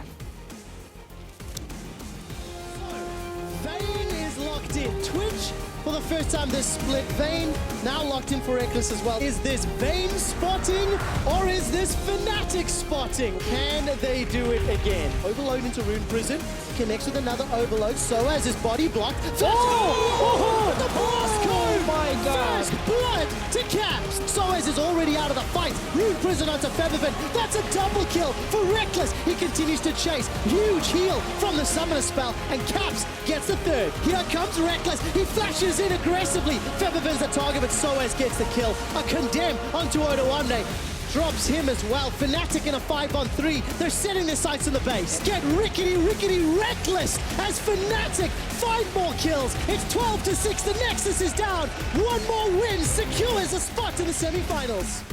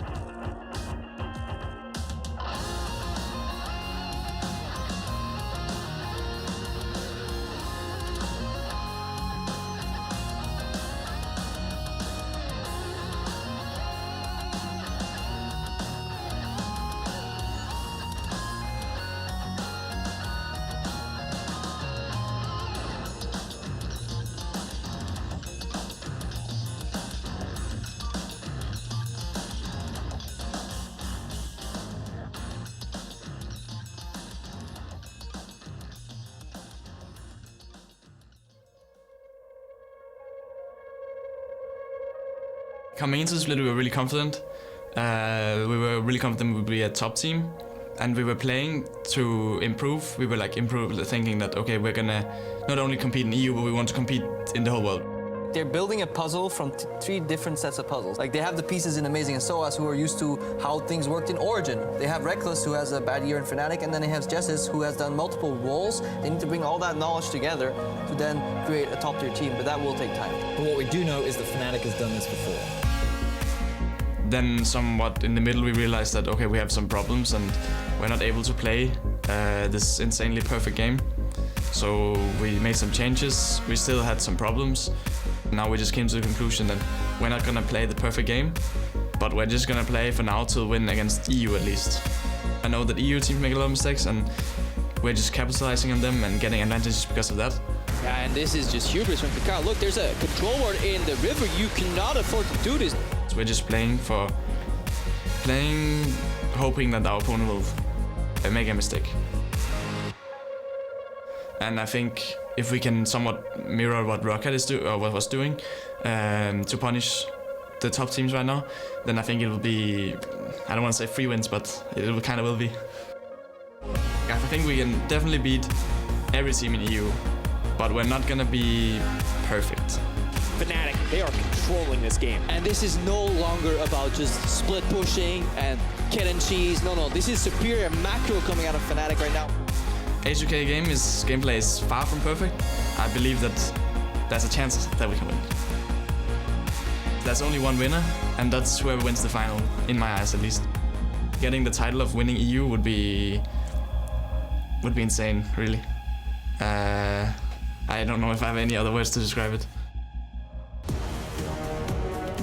Caps and the rest of Fnatic are one step closer to that final, but they've got to get through a semi-final first. They've got to get through H2K now. Welcome back. The quarterfinals for the H2K and Fnatic are truly heating up. Both of these teams fighting for a spot in the semi-finals, fighting for a spot in Hamburg. And if you want to join us there, check out eu.lolesports.com, where you can find yourself some tickets. We opened up that second wave not too long ago. H2K have side selection. They have picked red side. Caps, we just heard from him in that Fnatastic piece, really showing an understanding of his team's style and play.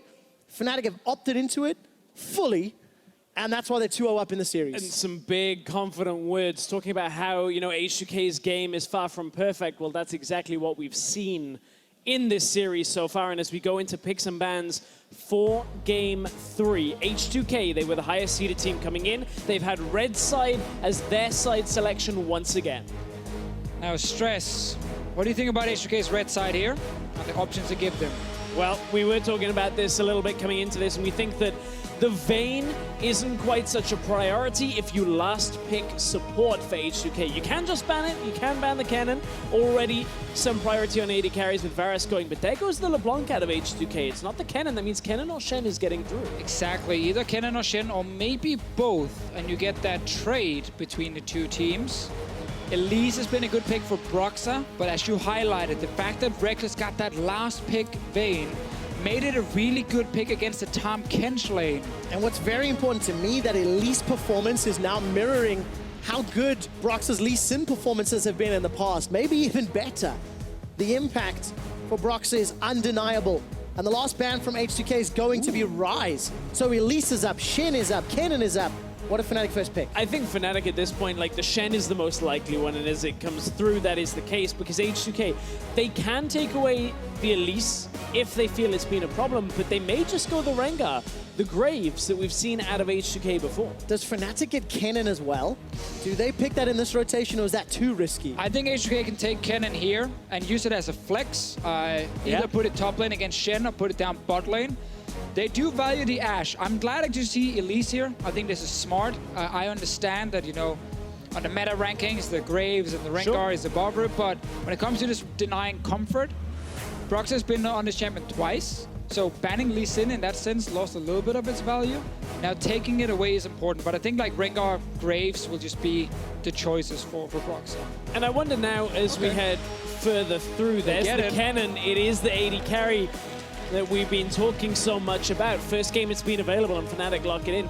Now you look at it, two strong side lanes. H2K quickly round out with a strong blind pickable mid laner of Syndra. H2K, this is a different type of setup, and I actually think this is beneficial when they can fight a little bit harder in the early game, I feel. I agree. I think it's a stronger early game. A lot of pick potential. Ashe also is like one of the safest AD carries to pick. She has a strong lane. If you pair her up with a range support, can definitely beat the cannon. But yeah, they're removing so many Syndra counters. LeBlanc already gone. Echo is now being banned away. The thing is, Caps is the guy with so many different picks. And I don't think he would allow them not to take Syndra on Fnatic's side if he had nothing left to play. Deficio, Fnatic have played 36 games coming into this series, and Caps played 16 different champions in that middle lane. The vast majority, 1, 2, or 3. And you can see with Fnatic's picks and bans over the last few weeks, undefeated with Shen, 4-0. They're 4-1 with Kennen. All of the wins in the ADC role belong to Reckless. Now he has to prove that he truly is the one true Kennen. And it is good for Fnatic that their focus is on these mid lane champions. Actually, no ban here from H2K in the end. I normally want to say it's on purpose, but sometimes the coach after is like, no, actually we were just last second gonna pick something, but no ban from them. So this means all the range supports, Karma, Fiddle, Zyra, they're open. Yeah, those Lulu. are the kind of supports Lulu, yeah, you need with Kennen for him to have a strong laning phase. And also for Shen to be able to ulti onto a strong bot lane. The Braum shenanigans didn't work because you would lose lane, and then Kennen would be useless. But now Fnatic can get a strong 2v2 lane. And what a big pick the Rumble would have been for H2K. Typically has been one of Odoamne's best performing champions. Now you can't play it into the Shen. Likely tank versus tank in the top lane. Possibly. I want to see their top lane pick here. I want to actually save this last pick for support, so you know what the support is from the side of Fnatic. I can only see Zyra as the one because it's such a strong power pick.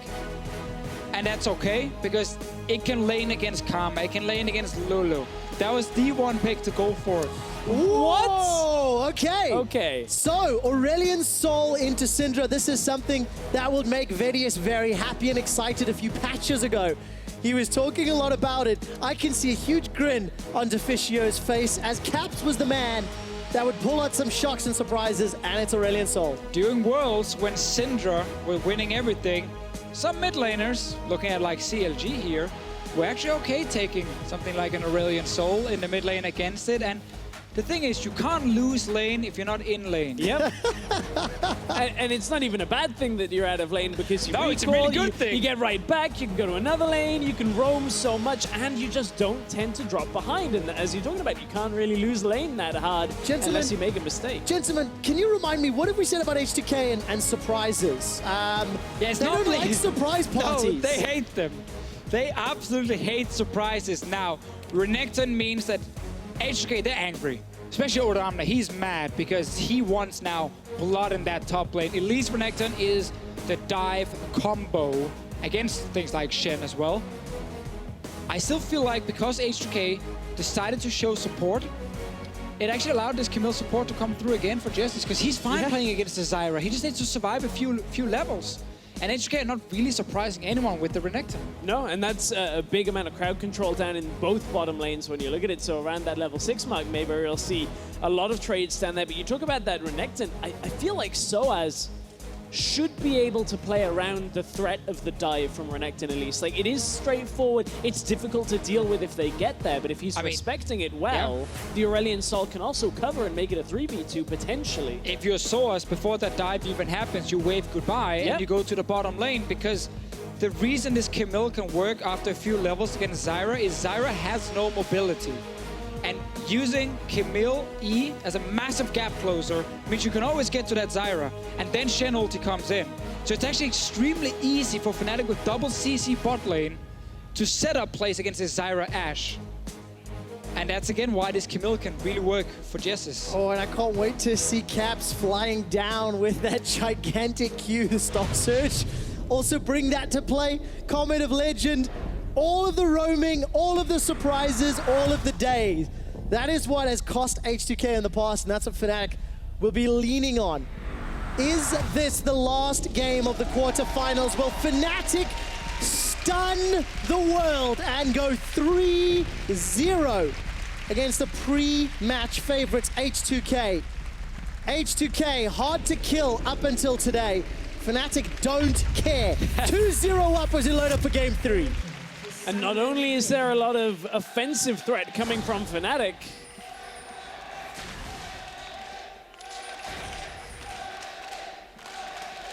you see a lot of defensive capability as well. The voice of light, the pushback, the stuns coming from Reckless.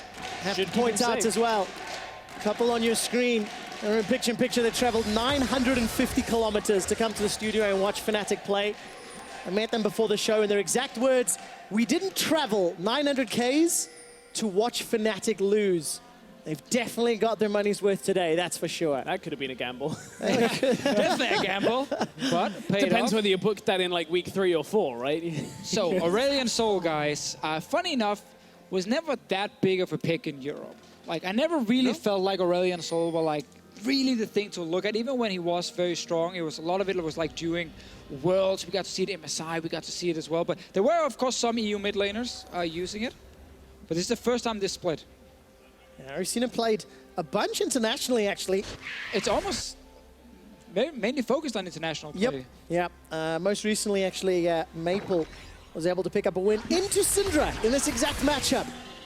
And that's, of course, as you so eloquently put, Deficio, you can't lose lane if you're not in lane. So some really good things for Aurelion Sol is that you can actually build very tanky and still be very useful. Like we saw things like, you know, Rod of Ages or the GLP cannon, whatever the name is of that one, that cannon thing. Hextech hose. Hextech, yeah, that was the Hextech hose. Thank you, I like that name.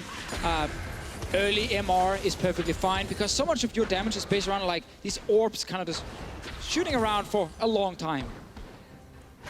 You've got to also look at the pedigree of the player playing it, because back in Challenger last split, we had a handful of pentakills, and one of them was Caps playing for Nerve on Aurelion Sol. I remember that pentakill. And that was a sweet pentakill. We'll see whether you can do anything like that again in this series. I'm very glad you brought that up, because I actually casted that pentakill.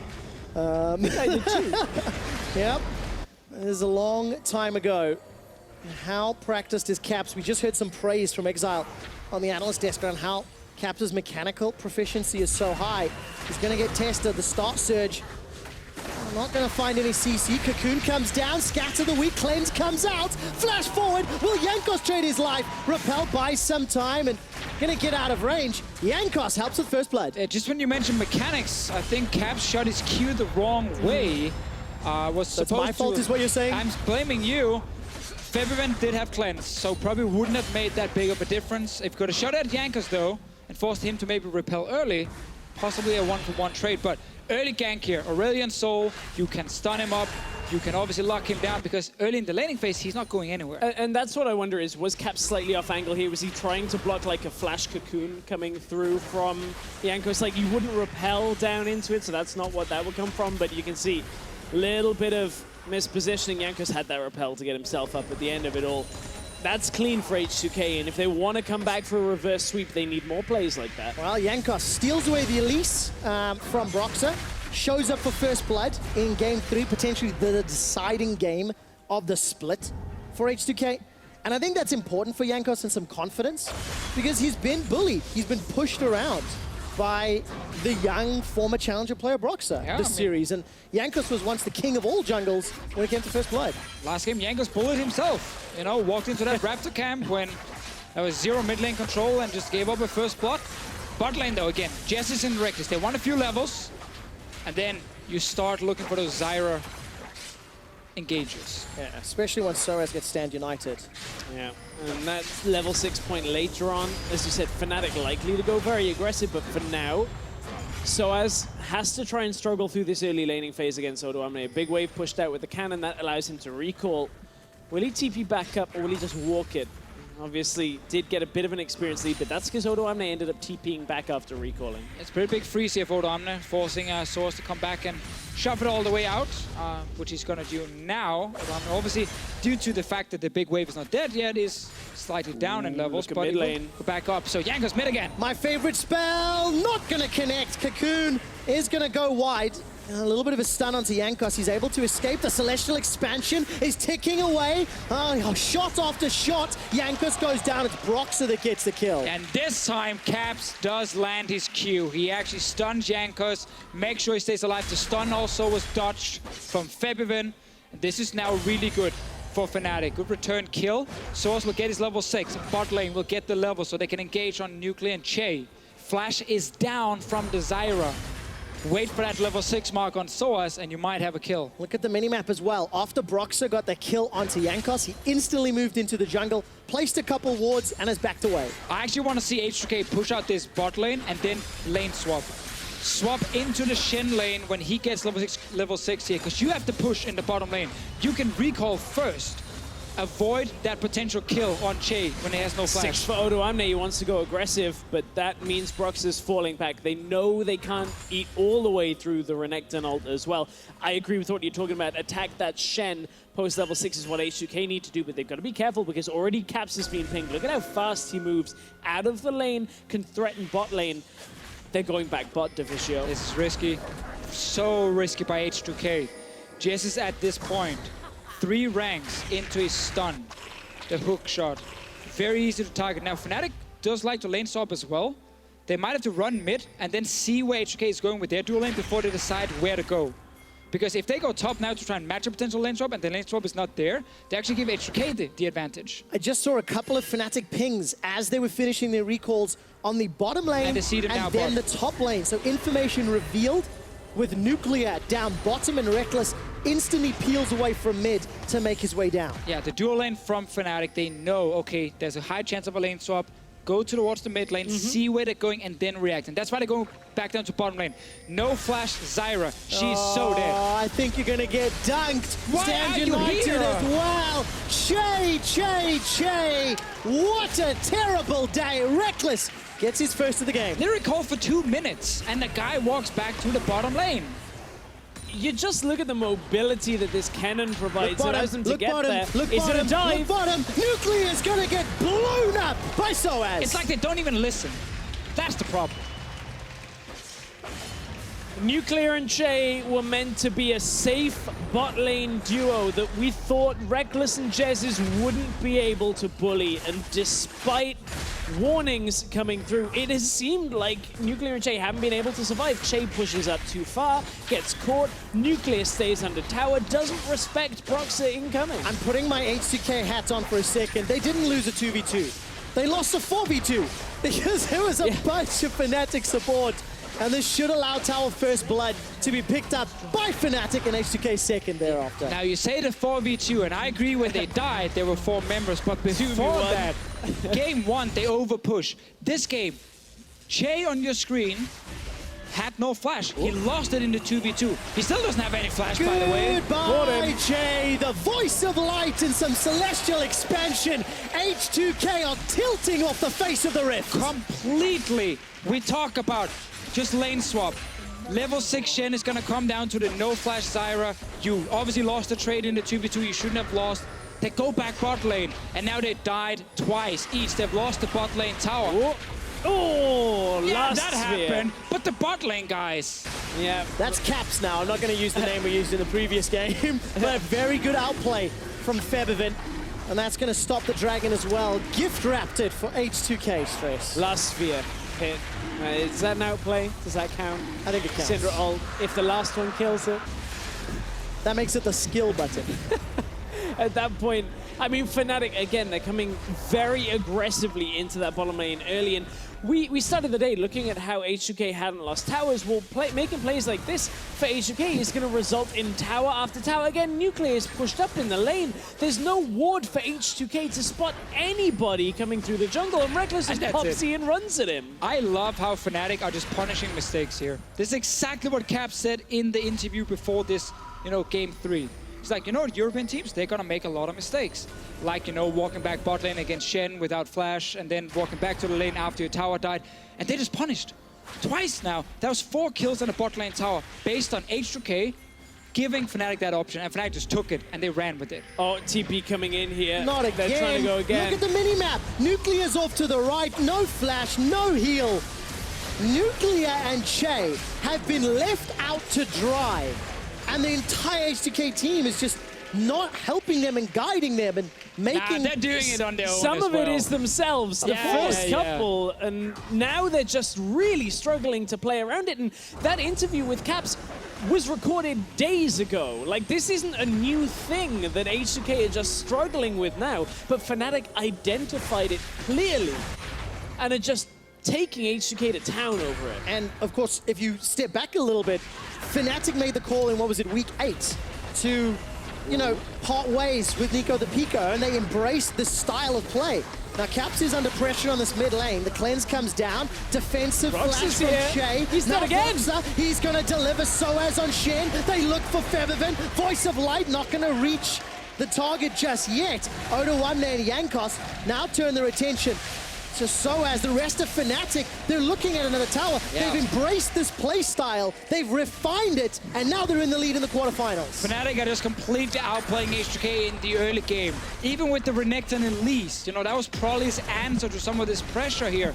But as we said in Champ Select, Sources said goodbye top lane, I'm gonna go bot lane. He did that twice, got a few kills, got a tower, so they never got to dive him up there in that lane. H2K looking to set up a play on Caps that maybe works if bot tower is still there and it's the laning phase and nobody is mid. But already Fnatic are here. Brox is easily there. Soaz gets the ult. Nuclear's under his tower, half the map away. No one's there to save you. And it's a classic BU5 thing where you start losing. You feel like you have to change your bans now. Oh, that's an arrow. There he is. Cleanse was used earlier. Caps is able to flash away for now.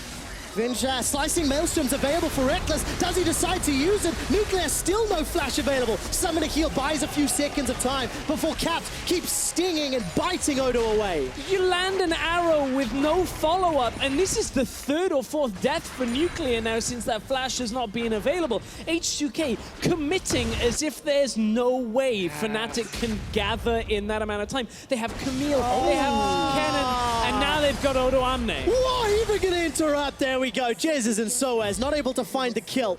Odo's gonna use that slice and dice out while Feathervin takes the tower. It's at least something for H2K, but they're 3,000 gold down. I think it starts with the T, ends with the T as well, and then we can just move on because H2K are struggling so much in this game. Are they ill? Starts with the T, end with the T? Yeah, what's in the middle? Oh, yeah. There we go. Now that's smart, teamwork, boys. You're smart. All right, so this was the re-engage into Nuclear. And Caps is always looking at the next target because they know they're going to get Nuclear. Caps is looking at the semi-final, like, already. It's G2 next for Fnatic if they end this game, obviously, if they close out this game. And they almost beat G2 a week ago. I think that's so important. The former Kings of Europe Fnatic are possibly setting themselves up with a battle with the current Kings of Europe.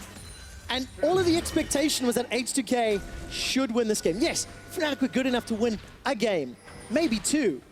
But Fnatic are outclassing H2K everywhere. Look at the item differences as well. That Hextech Hosepipe, was it? The has been picked up by That's Caps. the best name ever, by the way. So, H2K are trying to get back in this game here. They need some success. They're getting this tower. They are sending a warning shot. Yep.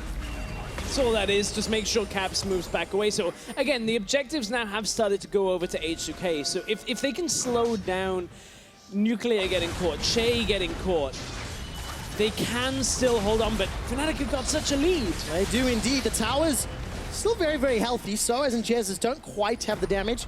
Sunfire Cape Shen not going to kill a Dominus Renekton at this stage. And we're only 14 minutes in, so now the fun really starts if you're Fnatic, because now you have this wide open map with Aurelion Sol, Shen ulti. Kha'Zix is like the best jungler when it's wide open as well, and you can find 1v1s. Kennen is on the way as well. A lot of support coming in. Aurelion Sol Stand too. United not going to be available because Soaz is dead. Yankos is rappelling up into the air, buying some time. Well, that sucked. So far, Fnatic, they pulled the trigger, but got caught out early as H2K were able to respond. It looks like Caps was trying to come back over the Baron pit. I don't know whether the Q expired. Of course, you need a lot of mobility and movement speed, like swiftness boots, you name it, to really charge up that big star. But down in the bottom lane, Nuclear isn't with the team, so the numbers are still even here. TP and Stand United are available. Keep your eyes on that. Feathervin gets stunned out. The hose pipe is used, and Caps with the voice of light picks up what is a solo kill. Broxah jumps onto Che for the second of the fight.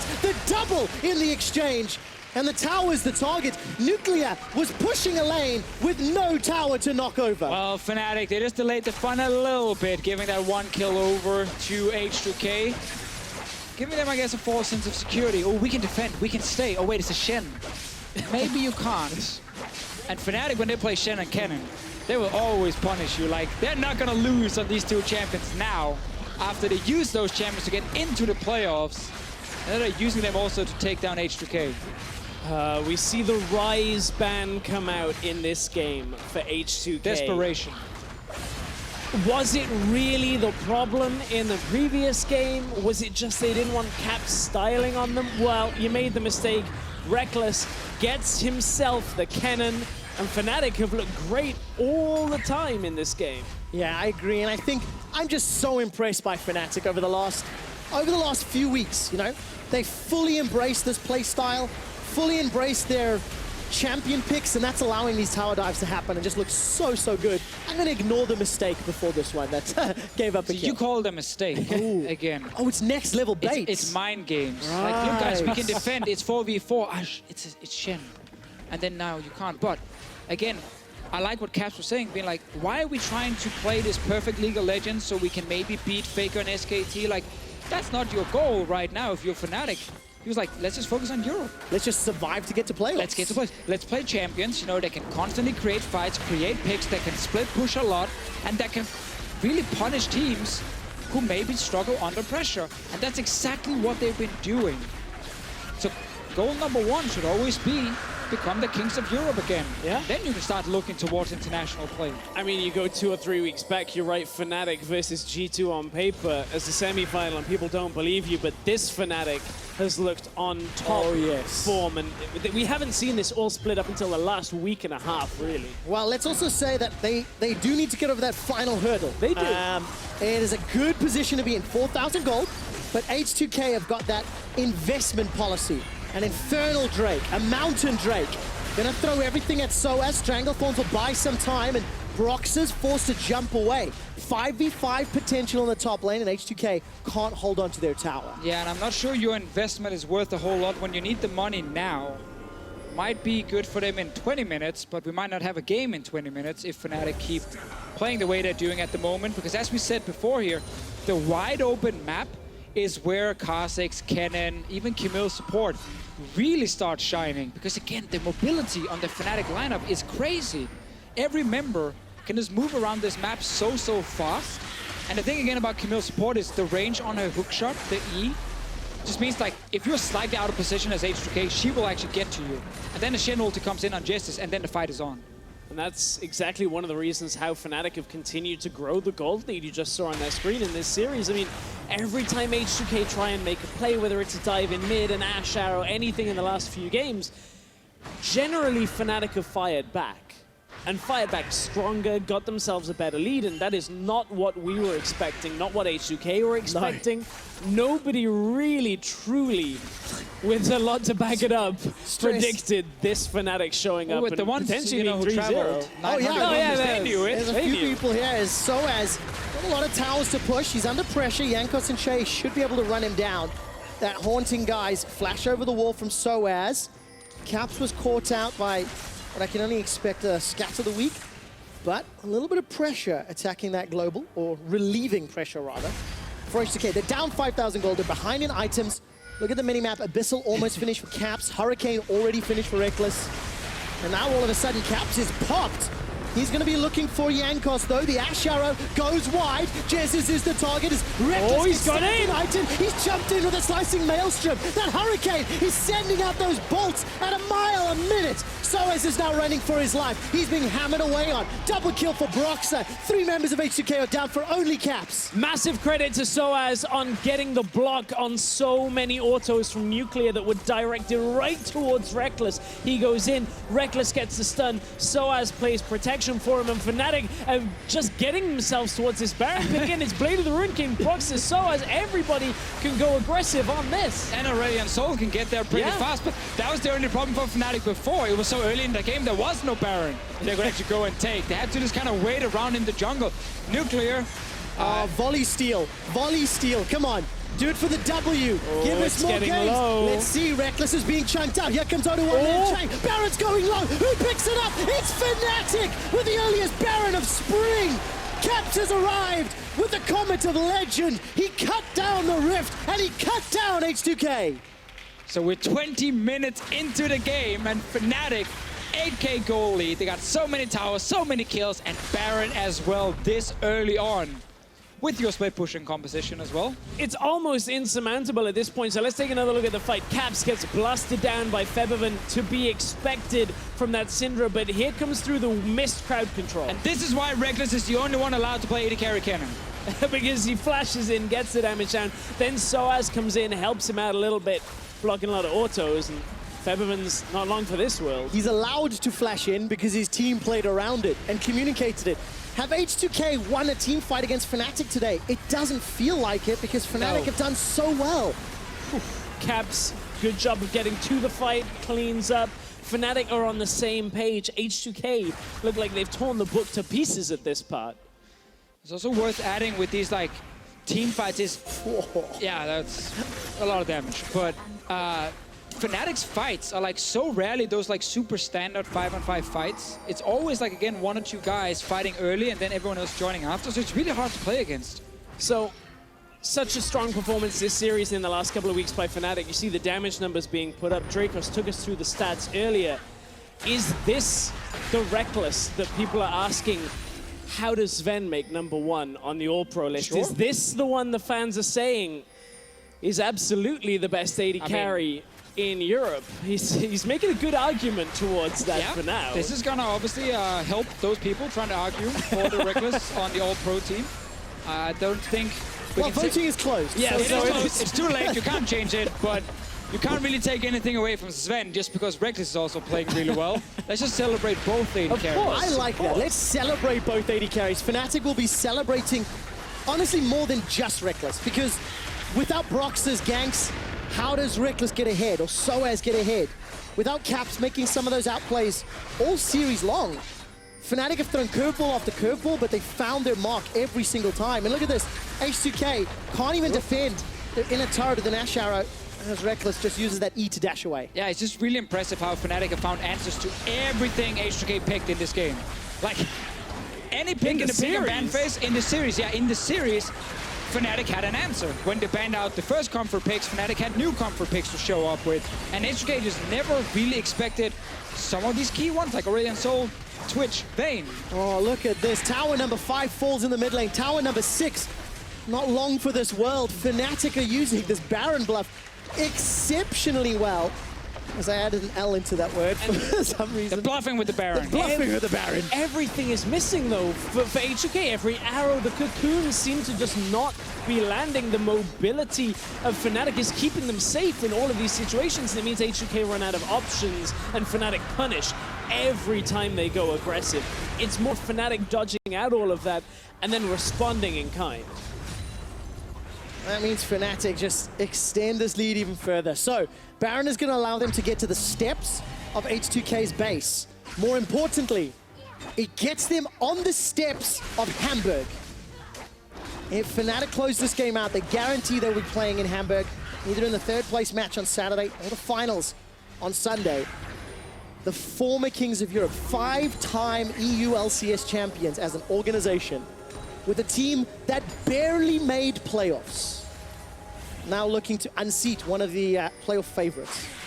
At the same time as all the praise that's come out for Reckless and Broxa and Soaz, everybody, again, Jezz, I think, has had such a good performance in this series as well. This is probably the best Jezz we've seen all split long. Like, he's been on top form. It's hard to knock any member of Fnatic at this point.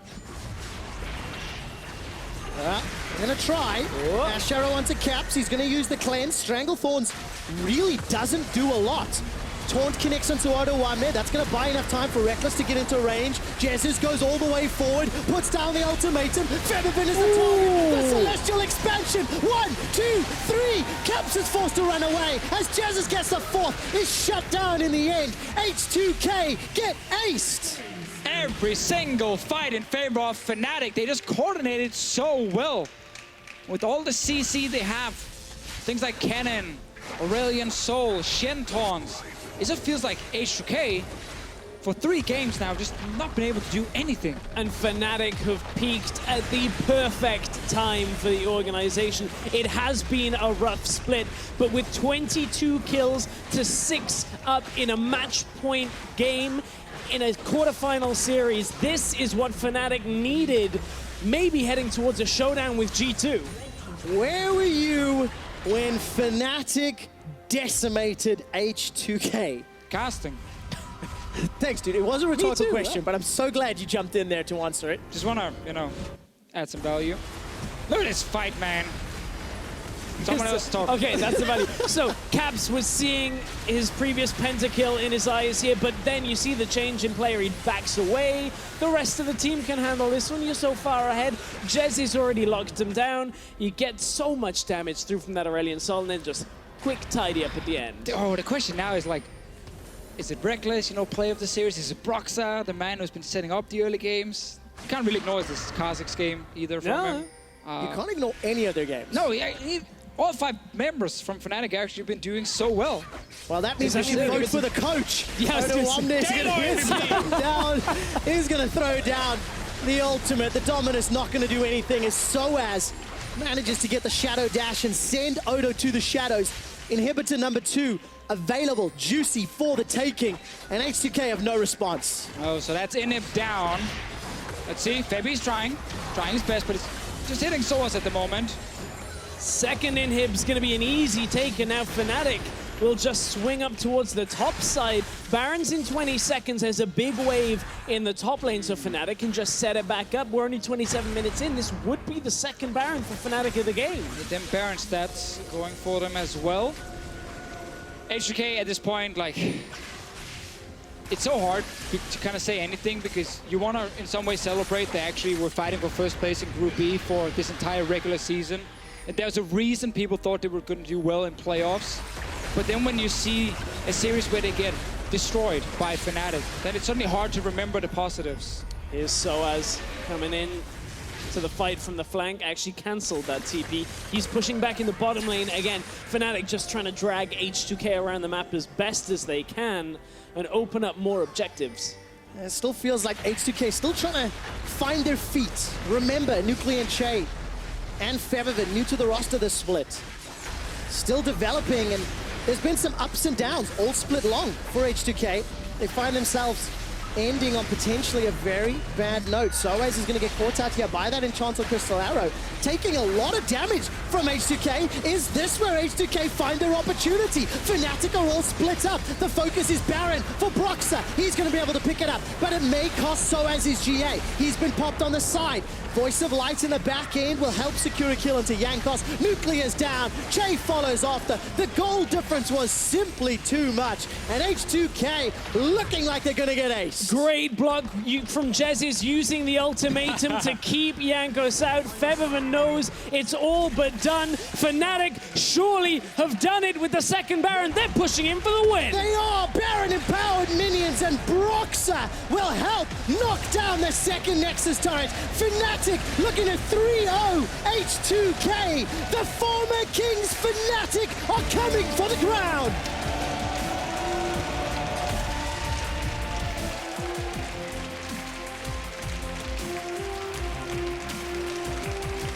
Fnatic themselves do not believe it. Oh, I think they believe it. Caps, he was confident going into this game here, and this was one of the most one-sided BU5s I have seen in a long time here in Europe. Fnatic had answers to everything in the pick and ban phase, and Fnatic completely outplayed H2K in-game as well.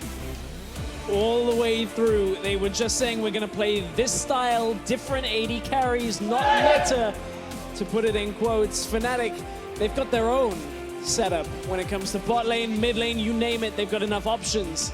And they just moved right past H2K, 3 games to 0. It makes me really happy to see some smiles for winners and losers on stage. H2K simply outclassed today.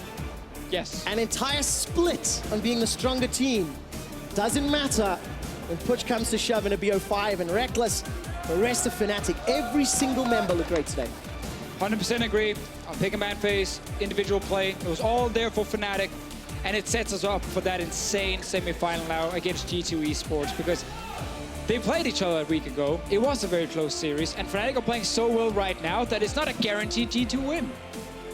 All 3 teams from Group A advanced to the semi-finals. Misfits showing up yesterday, surprising everybody in their series. I dare say Fnatic, their surprise, their level of performance even more impressive. A lot of people predicted 3-0. Let's just leave it there. Around. No. Just could not have this way left around. it there. Could have left it there.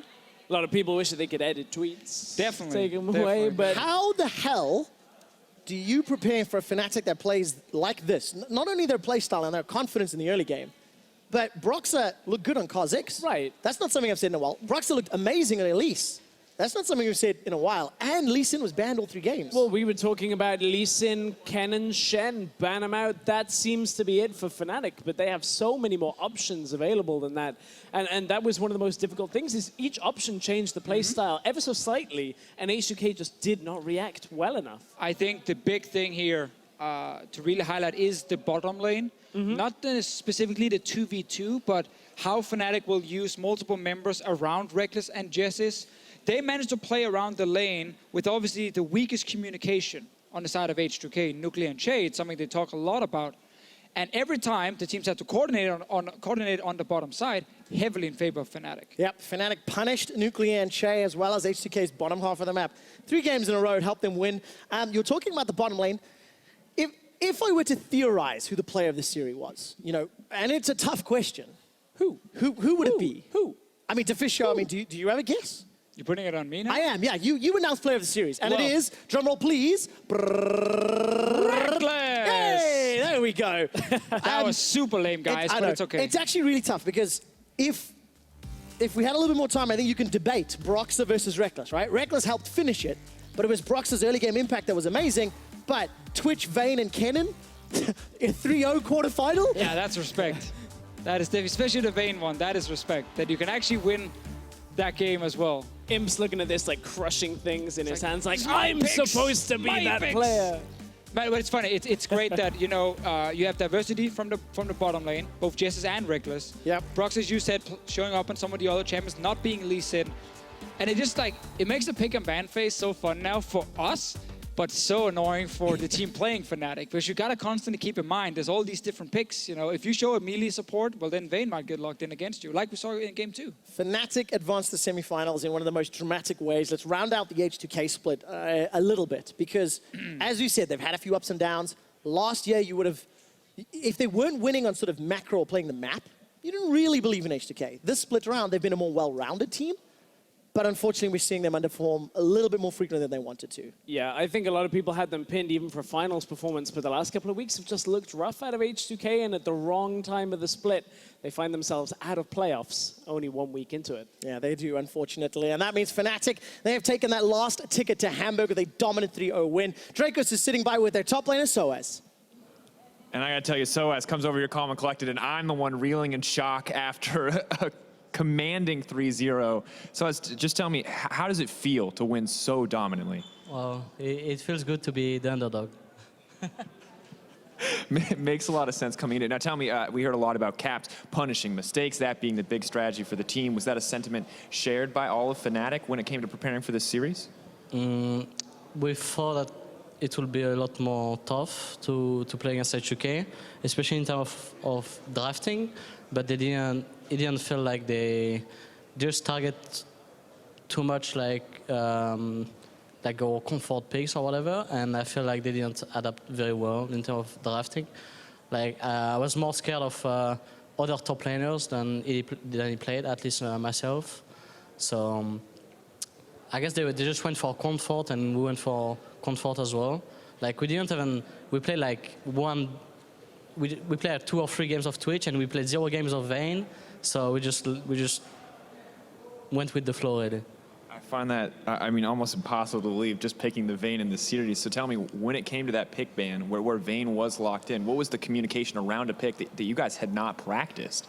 Well, I think there was like 4 AD ban or something, and that Ezreal Tam, we were thinking, like, I'm pretty sure most people were thinking Lucian because like the go-to pick, but we were thinking that Vayne was insanely strong there against their I can't remember what was their top, maybe Gragas? Gragas, yeah, their Gragas, Tam, Ezreal, like no one could possibly touch the Vayne. So, and Vayne will deal a lot more damage than Lucian would, so it was just, you know, to play the champion, it's not that hard against the lane that they had, so it was fine for him to go for this pick.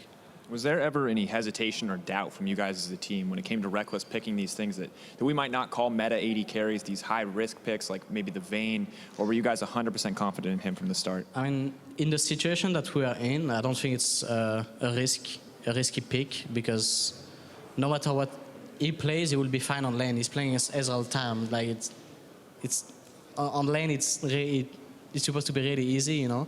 So he could basically pick anything and be fine. So we just decided for the Vayne.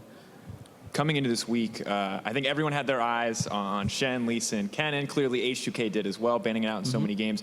Was that something that you guys were aware of when it came to planning for the week, developing your strategies? What was your thoughts coming into it? When we did the draft and stuff yesterday and today, we got their first 3 bans. Like it was pretty obvious to us, so we're only wondering if they do other bans than we expected, and yeah, the draft went like 100% for us in terms of like preparation, because we knew what they were gonna ban and they banned what we thought they would. So draft went good. Like usually you prepare for 1-2 games and then you just like decide depending of your games on stage what you're gonna do, but it's much harder to prep for more than 1 or 2 games usually. What's the difference here? Because in the regular season, there was a ton of criticism kind of levied at your guys' drafting phase. What's the difference here that made it so successful for you guys? We're just playing animal style, so I guess animal style just fit us, I guess. I don't know. All right, what do you mean by animal style for everyone at home? Just define that for me. We learned a lot from Uro. All right. Maybe a little flame there, not sure. We'll take it as a compliment since you 3-0'd. Exactly. It's no flame, just compliments. All right, so some very aggressive play coming out. Well, looking overall at how things have been unfolding, communication in the team seems to be improving constantly. What was the factor there when it came to preparation? Was communication a focus for you guys, or have things just been getting better naturally over the course of the split? Well, it's not like we had a lot of issues, like either team related or like a lot of different issues during the split. It's not like we focused too much on communication. With like, we didn't even have any goals in practice or whatever. We just practice and try to get good at the style that we are playing right now, and see how far we can go with it. All right, you've called it animal style. It's going to have to go up against G2 in the coming week. Kind of give me your thoughts on that series overall. I mean, maybe you're not quite ready for it yet, but what is your thoughts for preparing for that series? Well, I think that we should have won before Cat beat G2, we should have won against them. We just threw quite a lot. Like I threw one time and some of my teammates threw some other time too. So we should have won this game. So I'm expecting a series that will be a lot closer than this one, but I'm pretty sure we can take it. All right, that is a ton of confidence coming from you. I think when people look at your teams, there's a lot of attention that goes kind of towards the bot lane. Reckless and Jez is performing incredibly well this series, going up against Sven and Mithy, widely considered the best bottom lane in Europe. How do you think that matchup is going to play out? Can they battle the current kings of Europe? Well, it's for sure going to be tough. I think in terms of matchups, like H2K is pretty good as well, like in terms of laners and everything. So it just comes down to like team fights, taking the right fights, and yeah, it's gonna depend a lot of team fighting. I think against G2 and picks and bans, obviously. All right, and from the way that you played on stage today, do you feel like you can out-execute in those team fights, outperform G2 overall pretty confidently? Well, it obviously depends to picks and bans. So I cannot know. We will find out.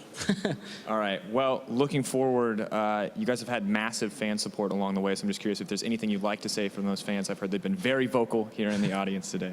Yeah, surprisingly, there's been, since I rejoined Fnatic, not only me, but I feel like for the team as well, there's been a lot of support from the fans, even though we don't have like the greatest split before playoffs. So it feels really nice to have a lot of support for once. All right, good to hear it. So thank you so much for taking the time to talk to me. Congrats again on taking the 3-0 over H2K. We'll see you guys up against G2 in the week to come. But for now, we're going to send it over to Shocks and crew as we get the post-game lobby underway.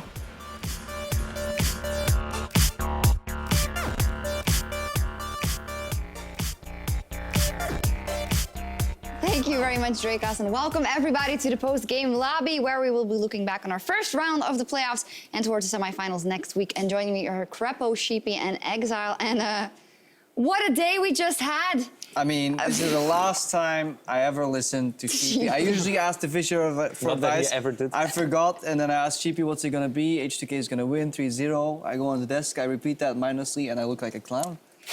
Upsets are great, though, right? And we had a fantastic series, and we're going to start by taking a closer look at that, honestly, incredible performance we just saw on stage from Fnatic. They 3-0 swept today's favorites, H2K. You know, what was it? We heard from Soaz in a post-game interview. No adaptability out of H2K. Is that the TLDR, Sheepy? Yes, I think so. They were not able to deal with whatever Fnatic put up in those series very clearly. I mean, from the weird draft, but also the way that they played it, I think everything didn't look quite together. So yeah, a little bit disappointed from H2K, but also Fnatic playing the now crowned animal style. Tell us about the animal style. Yeah, what is this? Define it for me. The animal style is when they pick champions, you're not really sure about what they are doing, and then in combinations you're also not very sure, and then suddenly they just get really good matchups and make really sick combos and taking fights that you thought you would win. I thought it was a style of fries, actually, but this is much more interesting. Exile, Caps today. We had Caps versus Febiven. You talked about the fact that Caps is mechanically really gifted, but Febiven should have the upper hand. What happened today?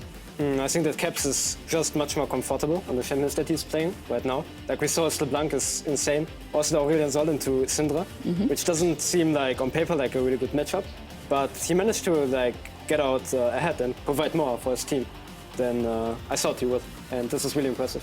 And I just want to touch on the animal side. I think it actually makes sense that you just, a lot of the times people condone to the meta, like they call them like meta slaves, where you just want to pick the best option and the best matchup on paper, but it may not be the best champion that you want to play, and it may not be as comfortable for you to then make flashy plays or forward plays. And I think that's what we saw in Fnatic. Like some of these games, they were playing solo queues. Like Finley, pick me this champ, get me Aurelion Sol, get me Twitch, get me Camille support, and they went ham with it. Yeah, they went ham. But Sheepy, like, okay, obviously there is an argument to be made for comfort picks, especially if you're an absolute underdog, but yeah, of course we get the player of the series, Reckless, because he made it work, because we talk about adaptability, but when you get thrown a Twitch, a Vayne, and then obviously the Kennen, the Aurelion Sol at you, not a lot of people would have answers for that, I feel like. Or I feel that also this is a little bit result-based analysis. No, we never do that. Okay. What are you talking about? I feel that's the whole reason the meta exists, right? For example, Syndra Aurelion matchup. Like I would really like to go over the matchups just to see how it works, because I think if they bring this up against like SKT or whoever and play like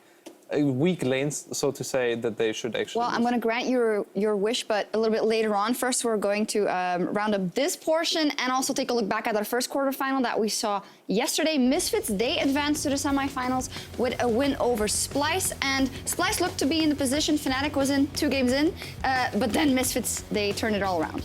Yeah, I think a lot of it snowballed over power in the mid lane. Maybe you can say more about it, XL. Yeah, I think that definitely like the LeBlanc pick enabled a lot for Misfits, and yeah, Splice went for Kennen 3 times and didn't look as good as today. They were setting it up for today. Yeah, it's just, I don't know, like after maybe the second Kennen game, they maybe should have, like they saw that it didn't work out too well, and like usually players lose confidence, but I guess they wanted to keep the pick up and still thought that it's good.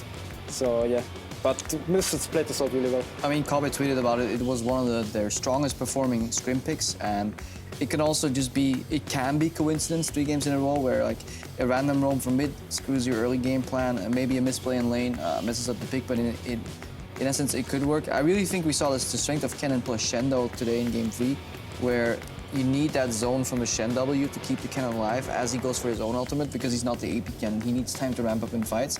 He just needs a little bit more peel, and Fnatic is much better at providing that for Reckless than Spice was for Kobbe. Yeah, and Maxwell also said it yesterday on the desk. There is really, when it comes to pocket picks, that is a true pocket pick. He just knows the boundaries of that champion so well, but then you gotta say, well, apparently also of Twitch and of Vayne and of Lucian. I mean, Twitch is a super cool champion because it changes the mindset of an entire opposing team, where you can no longer check minimap as like, where is this AD carry?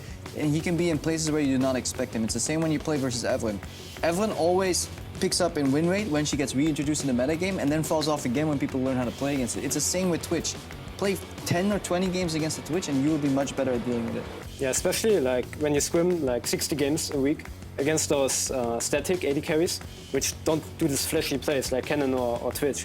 And suddenly someone picks this up in a game on stage. Then it looks like you don't know exactly the limits of the champion, like the player does. And this is what also makes those picks extra strong. Yeah. Yeah, that's a great point, obviously. And H2K will not have practiced against a lot of the things that came out today and the curveballs. And with that, we have our lock-in for the semifinal schedule. Fnatic, they have secured the last semifinal spots, which means that we'll have G2 up against Fnatic and the Unicorns of Love up against Misfits. I feel like after watching today's matches, you guys will gladly take that matchup versus Misfits over Fnatic, maybe because the amount of curveballs. Am I correct, Shippy?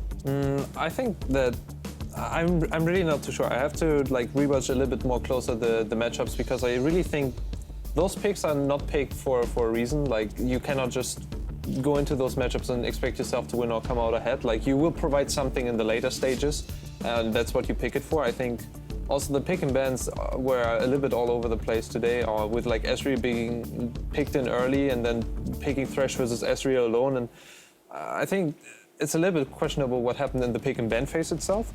But I think that if, for example, G2 right now, how they are looking, I mean, after the Rocket games, or if they practice properly, will be able to punish Fnatic, and it will get way harder to surprise, you know, like a well-trained team. Yeah.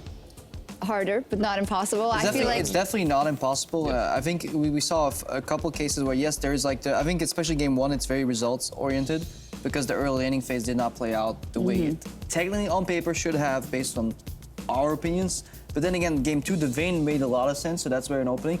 But I think if you play against Sven on bot lane, this guy is really good at, especially even when you listen to his stream, breaking down bot lane matchups to the core and the fundamentals behind it. Therefore, he can extrapolate much better, like, how do you play against a Twitch? And they also have better communication from bot lane to the team when one of these picks needs more ganks or less ganks, or needs to be called for a roam. I think the G2 bot lane is catered better at around dealing and containing Reckless and Jesus. Oh yeah, the bot lane, because even Mithy, with not being on top of his game, arguably this split, he also has that knowledge, which is pretty insane for that bottom lane. So we'll see what happens there, and we are going to dive deeper on next week's fight for the finals and get a word in with Fnatic's coach Finlay. So if you're joining us in client, be sure to load up youtube.com/LOL Esports for the full-length edition of the post-game lobby. And with that, as we speak, Dracos is standing by with Fnatic's coach, so let's send it over for a word. Thank you, Shox. Excited to be sitting here with Finlay once again after a victorious 3-0 series over H2K. Now, I'm curious what your role looked like in this week preparing for this series versus H2K. Well, I guess I can touch a little bit on what Soaz said. Everyone just thinks that we play like we only get wins because of the comfort champs with Shen, Lee and Kennen. So we knew for sure these 3 champions are going to be banned, right? So basically what I just do is make sure that we have good preparation going into the week. So when we go into the week, I'm telling players we should plan for this, we should plan for this, we should make sure we have a counter for this, and we can make sure that we can blind this, and in which scenarios that this is good. And then we basically just play our scrims out like this is what's gonna happen. Even if Shen, Kennen, and Lee Sin in scrims were not banned, we just wouldn't pick these champions because we just knew they were going to be banned. And because of this, well, it shows we were really prepared for today's games. I mean, it definitely looked like it, and I'm curious for you, standing up on stage, talking to those guys through picks and bans, was there ever a moment of doubt or hesitation when you're telling them to lock in some of these picks that we may not view as conventional? I think the drafts in all 3 games, we went into the games really confident because we got exactly what we wanted as like in terms of how the draft phase went. It was exactly what we prepared for the whole week, except for maybe with the old Vayne lock-in. Martin had to convince me really hard to play Vayne, and I let him go with it after his logic was good. So we just went with Vayne. We hadn't played a single game of Vayne at all, I think, this whole year in Scrim, and maybe 1 game in like 2 months ago. So, and he just turned up as he always does. So, yeah, I mean, it was pretty good there, I think, in terms of draft-wise. Definitely looked good for the team, even if there were a lot of question marks. It seemed to prove anyone who would doubt the draft phase wrong. But looking at expectations for H2K, was this a style that you expected to work well against H2K, or was this just the best style that you guys could play? Well, as Soaz said, we learned a lot from Unicorns, right? We play a lot similar to them, only I guess with more cheesier picks or more different picks. And they 2-0'd H2K, right, in their most recent series. So we were actually very quietly confident going into the series that H2K were going to be overconfident and just think, oh, if we ban Kennen, Shen, and Lee Sin, then we're going to win.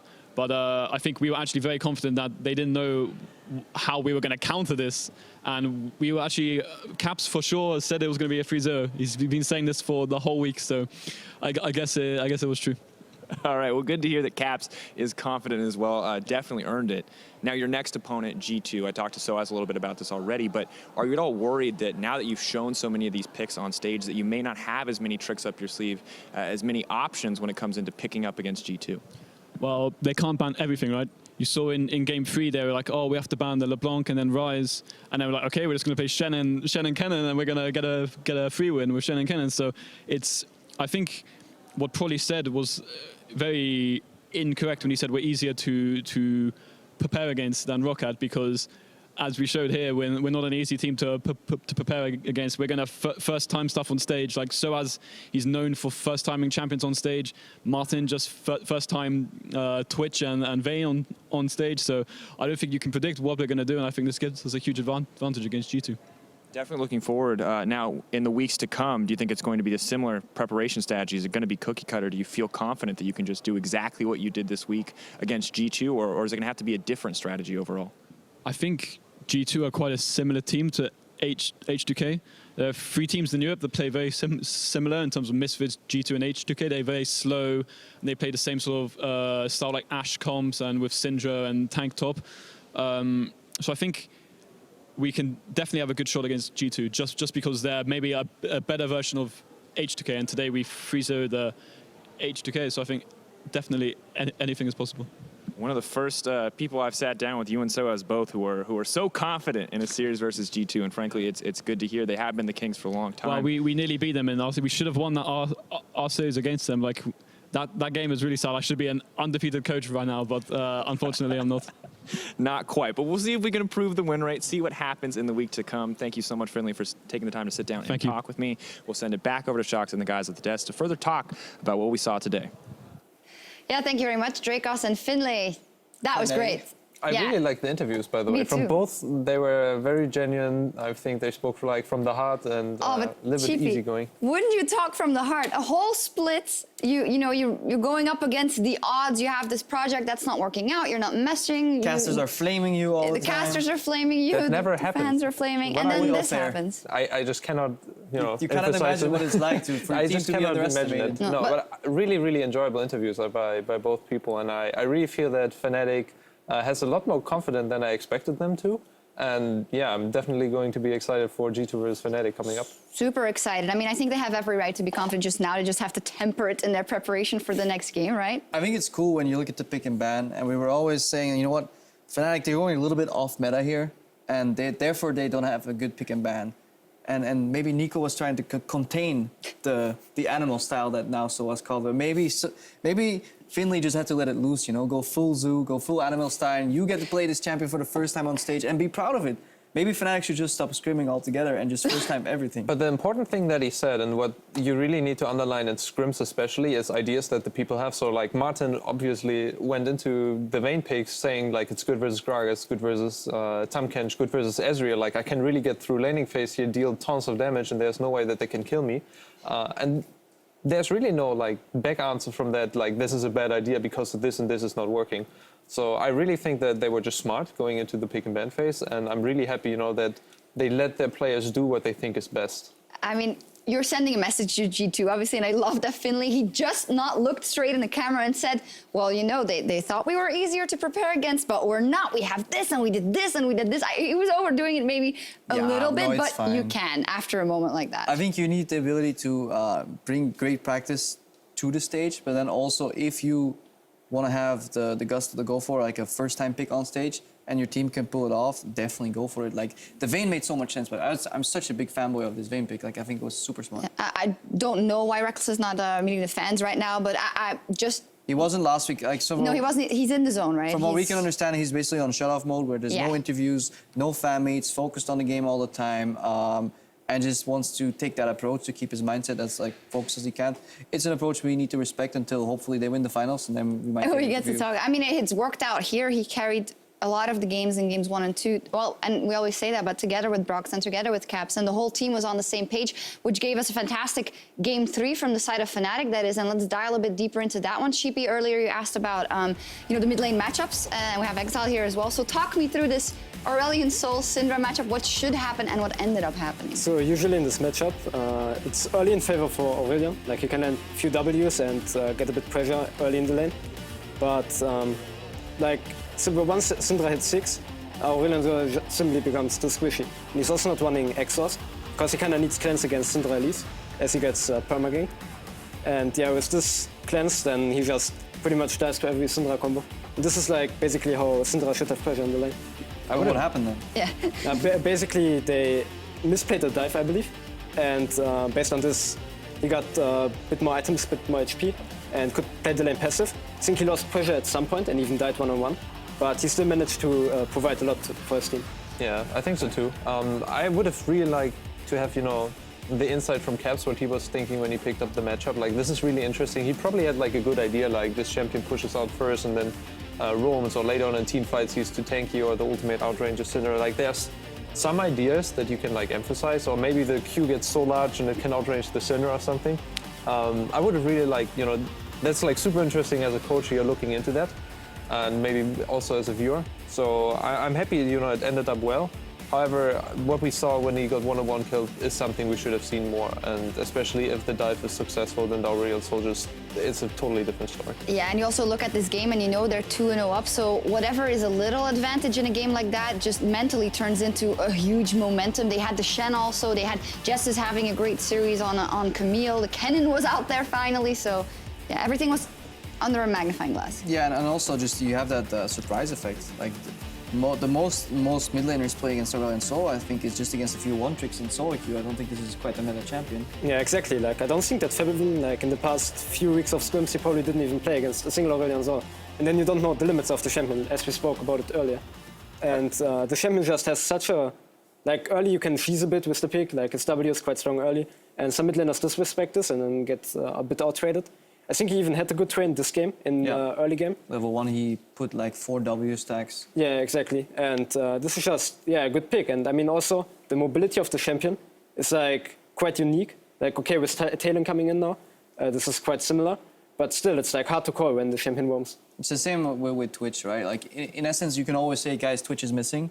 But at one point, Twitch can show up bot, can show up a side lane. You don't know when to pressure out. The same way when you play with an Aurelion Sol, like, this guy can arrive in bot lane much faster than other mid laners. So you're used to a pattern where mid laner says, okay, this guy just disappeared from mid.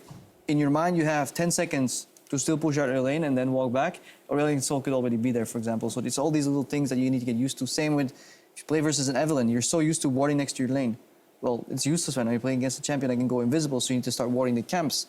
But to do that safely, you need to change the way you approach your wave control. It's all these little things that are contingent on what champion you play against, and that's why you scream exactly. If you play them versus new champions, you need to be either a really smart player or you will find yourself surprised. Yeah, and I think that's really the thing that people need to train the most is analytical ability, and also correct mindset, being humble and respectful, because anything can beat you, and you should be absolutely determined that you want to win this game so badly, so you need to invest every second you have to actually try to prepare. So if you're going forward into the game and you're seeing like a twitch, you instantly need to think, okay, what's weaknesses, what is strength, how's the game going to be shaping?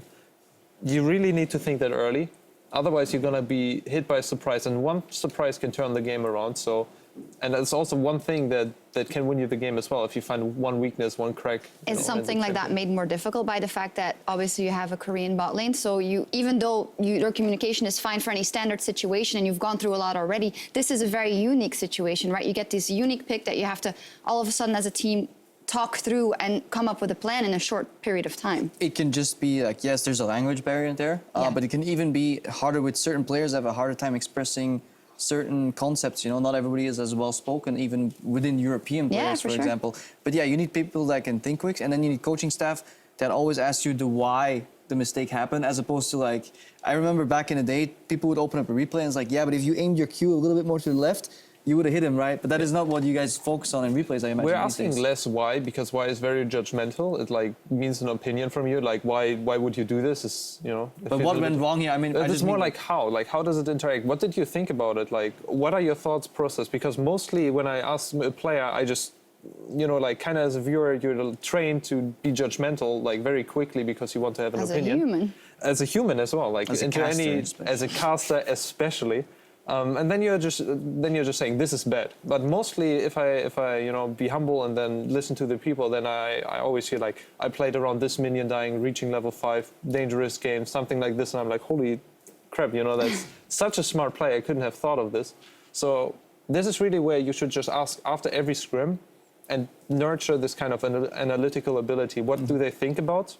And try to refine that so that people always go into the mindset, always in pick and bans, know what is super, super successful for them and can apply that in game and win.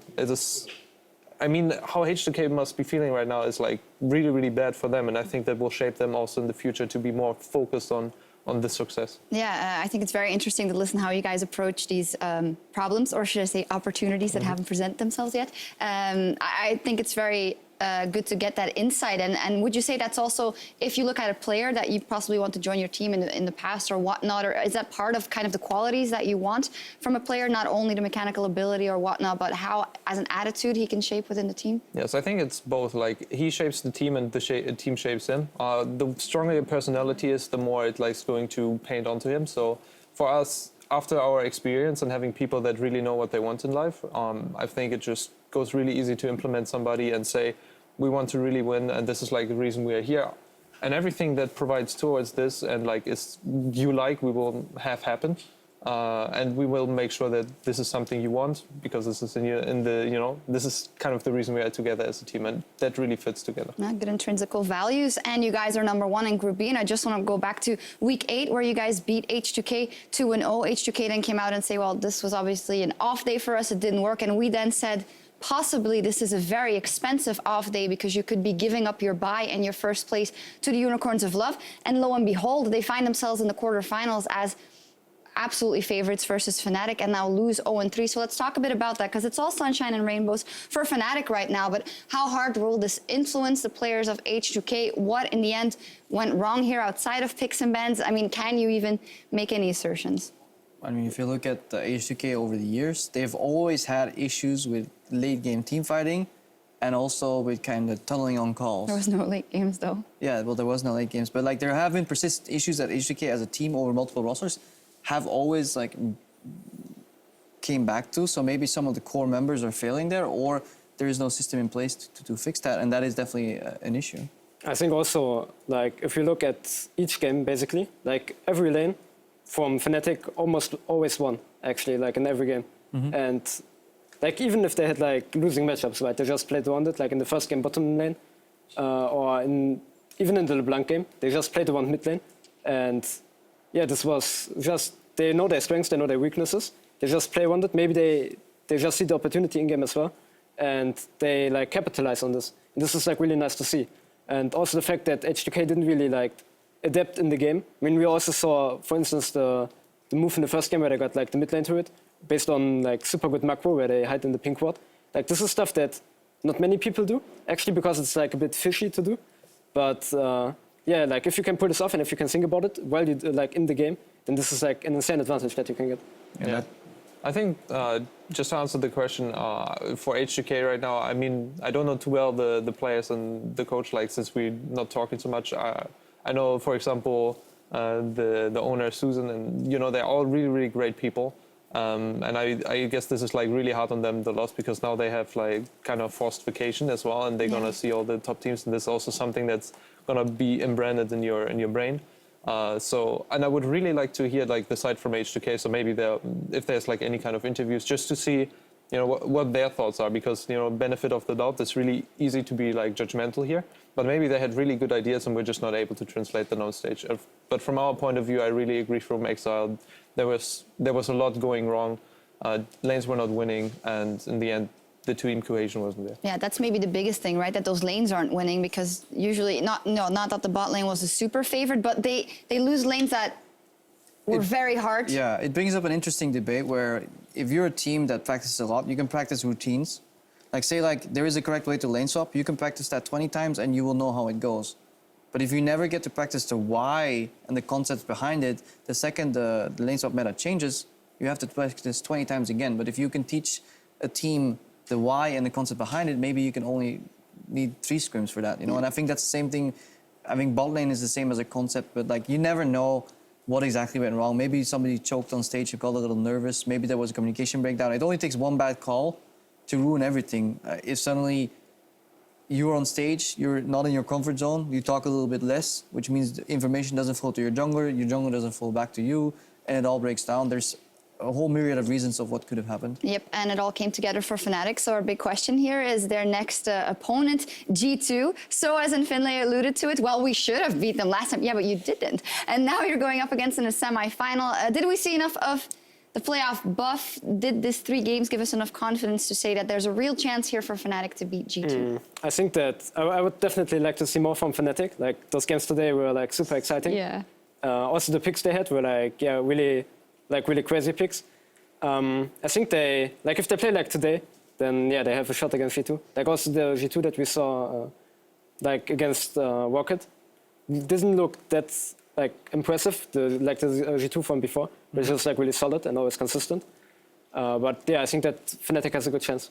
Maybe let's quickly run down the lanes. Very quickly. I mean, this could take a while, but we got time. Very quickly. Xpex versus SOAS. You can go first. Oh, what an interesting lane. The problem is we don't know. Like we had all this analysis based on like trends, and we looked at it versus Fnatic and H2K. Trends-based analysis. And we were like, okay, H2K top favorite. Now Fnatic come out swinging, and you're like, G2's supposed to be smarter, but like I don't know. I was dead wrong. It swung like we know nothing. The total opposite. We wouldn't know until we see what they play. What we do know is Fnatic can't get outbanned with only 3 bans. And even if you hit a certain player in the second ban phase, he will whip out a Vayne. And I think that was super interesting, and it makes me just really excited for that matchup. Yeah, I can agree with that. So Xpex versus SOAS, I have no answer. Okay, that's fine. And I guess the question is then also, even if you whip out these weird or new picks again or whatever, you're probably not going to win every single lane versus G2, that chance. I mean, actually, we know nothing anymore. Maybe. Let's just leave it at that. However, I have to say, this match, if G2 is going to lose, that would be an insane upset. Like, obviously, it's cool now. He played the Twitch, they played the Vayne, they played, you know, Kennen, Shen, Aurelion, Soul, and everyone's like, okay, that's really cool style. But really, G2 is kind of the wall that they have to overcome.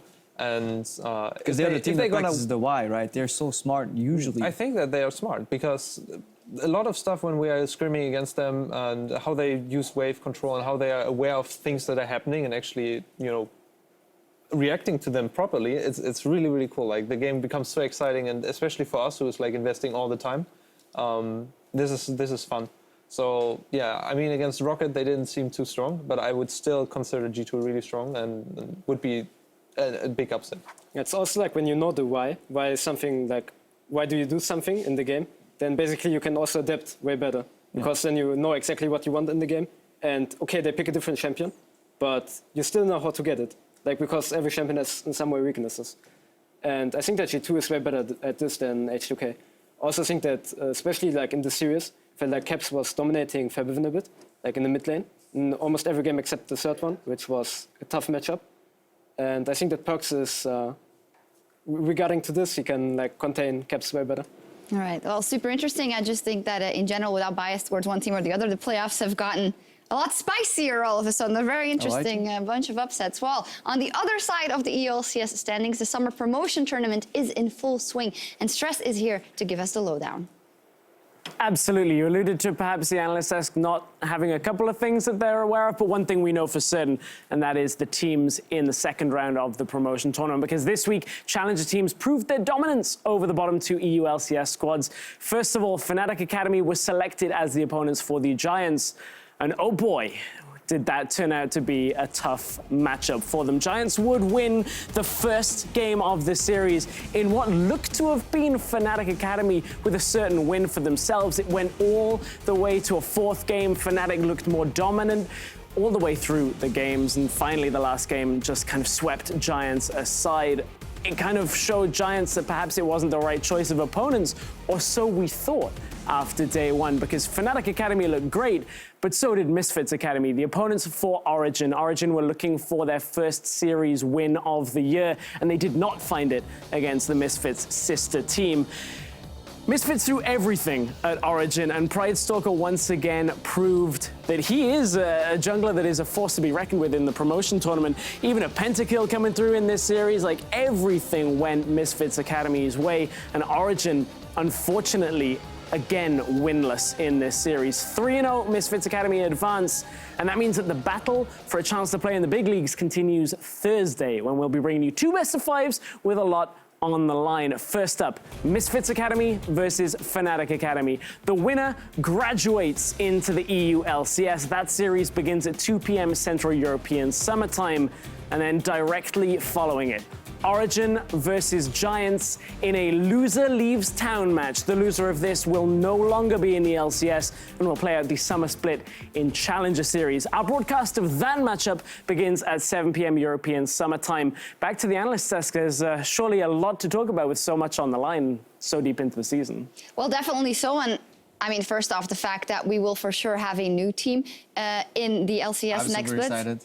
Yeah? I love the fact that both Academy teams won, because it shows that the bottom tier teams in LCS were just not pulling their weight. The fact that not all rookies, but like most of the other rookies consisting teams can just smash their win the way they did. It also means a new organization in the LCS, because obviously Fnatic can't have two teams, Misfits can't have two teams, so these guys will have to be bought out. Maybe it brings an exciting new name in there. Like, it means a lot of good things for EU LCS. Yeah, were you guys surprised at all by the way the first round of the promotion tournament went, and with Giants and Origin not being able to...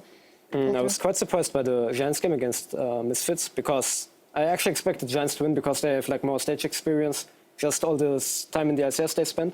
And actually, Giants is not such a bad team. Like, I didn't, like, at the start of the split, I didn't think at all that they would get into the promotion tournament. But yeah, I was quite surprised. Misfits Academy is actually playing really well, so they definitely deserve it if they make it. Yeah, and Giants also selected Fnatic Academy. They kind of sealed their own fate there, which was unlucky. We'll see what happens. Very excited to see how those matches play out, and also excited for the rest of our playoffs. Remember to tune in for our first semifinal series next Saturday. G2 is the new challenge for a Fnatic team on a roll, and that series begins at 5 p.m. Central European Summertime, followed by the Unicorns of Love Animal Style versus the Misfits the next day. And, well, it's about time. We had you guys on the desk here, but we haven't seen the Unicorns in a while. Are you guys anxious to get to your playoff run?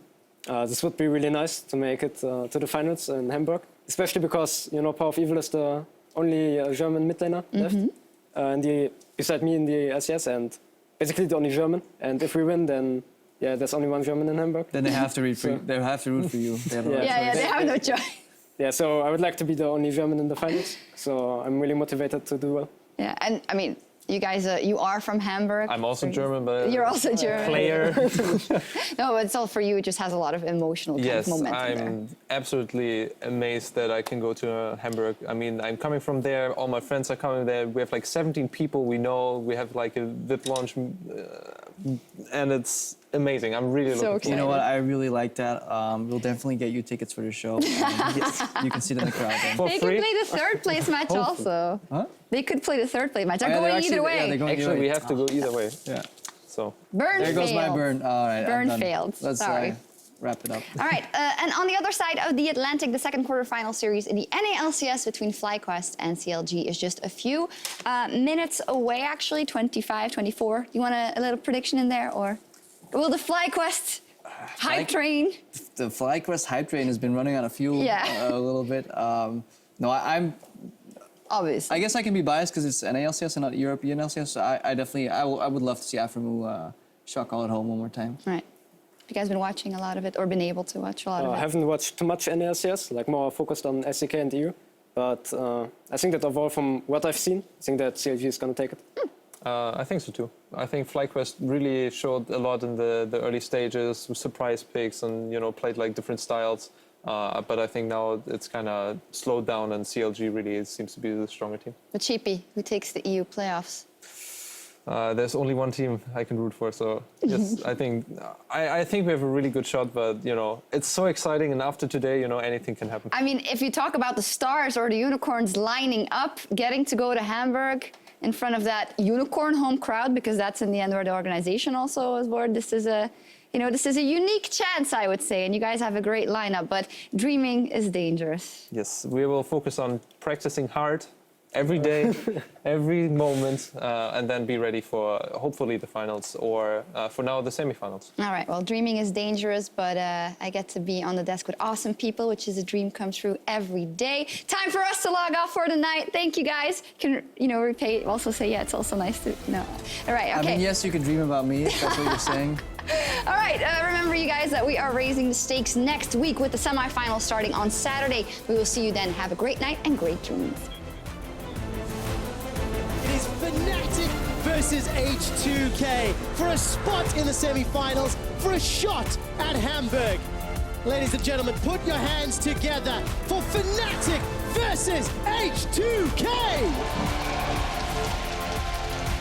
Now Fnatic want more. Yeah, Fnatic say, screw the Baron, we want the base. Jesus dashes in with that hook shot, turns the attention onto Odo. He gets sent packing, and Reckless sends him to the pit. That's a flash forward for Broxah. That's H2K, their ace, and the base is being destroyed too.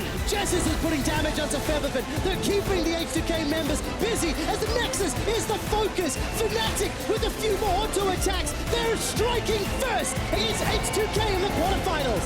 So, Vayne is locked in. Twitch, for the first time this split. Vayne now locked in for Reckless as well. Is this Vayne spotting, or is this Fnatic spotting? Can they do it again? Overload into Rune Prison, connects with another overload. Soaz is body blocked. Oh, the boss code! Oh my God! First blood to Caps. Soaz is already out of the fight. Rune Prison onto Featherford. That's a double kill for Reckless. He continues to chase. Huge heal from the Summoner spell, and Caps gets the third. Here comes Reckless. He flashes in aggressively. Featherford's the target, but Soaz gets the kill. A condemn onto Odoamne. Drops him as well. Fnatic in a 5-on-3. They're setting their sights in the base. Get rickety Reckless as Fnatic 5 more kills. It's 12-6. The Nexus is down. One more win secures a spot in the semifinals. Is this the last game of the quarterfinals? Will Fnatic stun the world and go 3-0? H2K hard to kill up until today. Fnatic don't care. 2-0 up as we load up for game 3. You can jump, Swallow. If you want to go, I can jump. Let's go. I got him. How much damage? And Caps with the voice of light picks up what is a solo kill. Broxah jumps onto Chain for the second of the fight. The double in the exchange. Baron empowered minions, and Broxah will help knock down the second Nexus turret. Fnatic looking at 3-0. H2K, the former Kings Fnatic, are coming for the crown.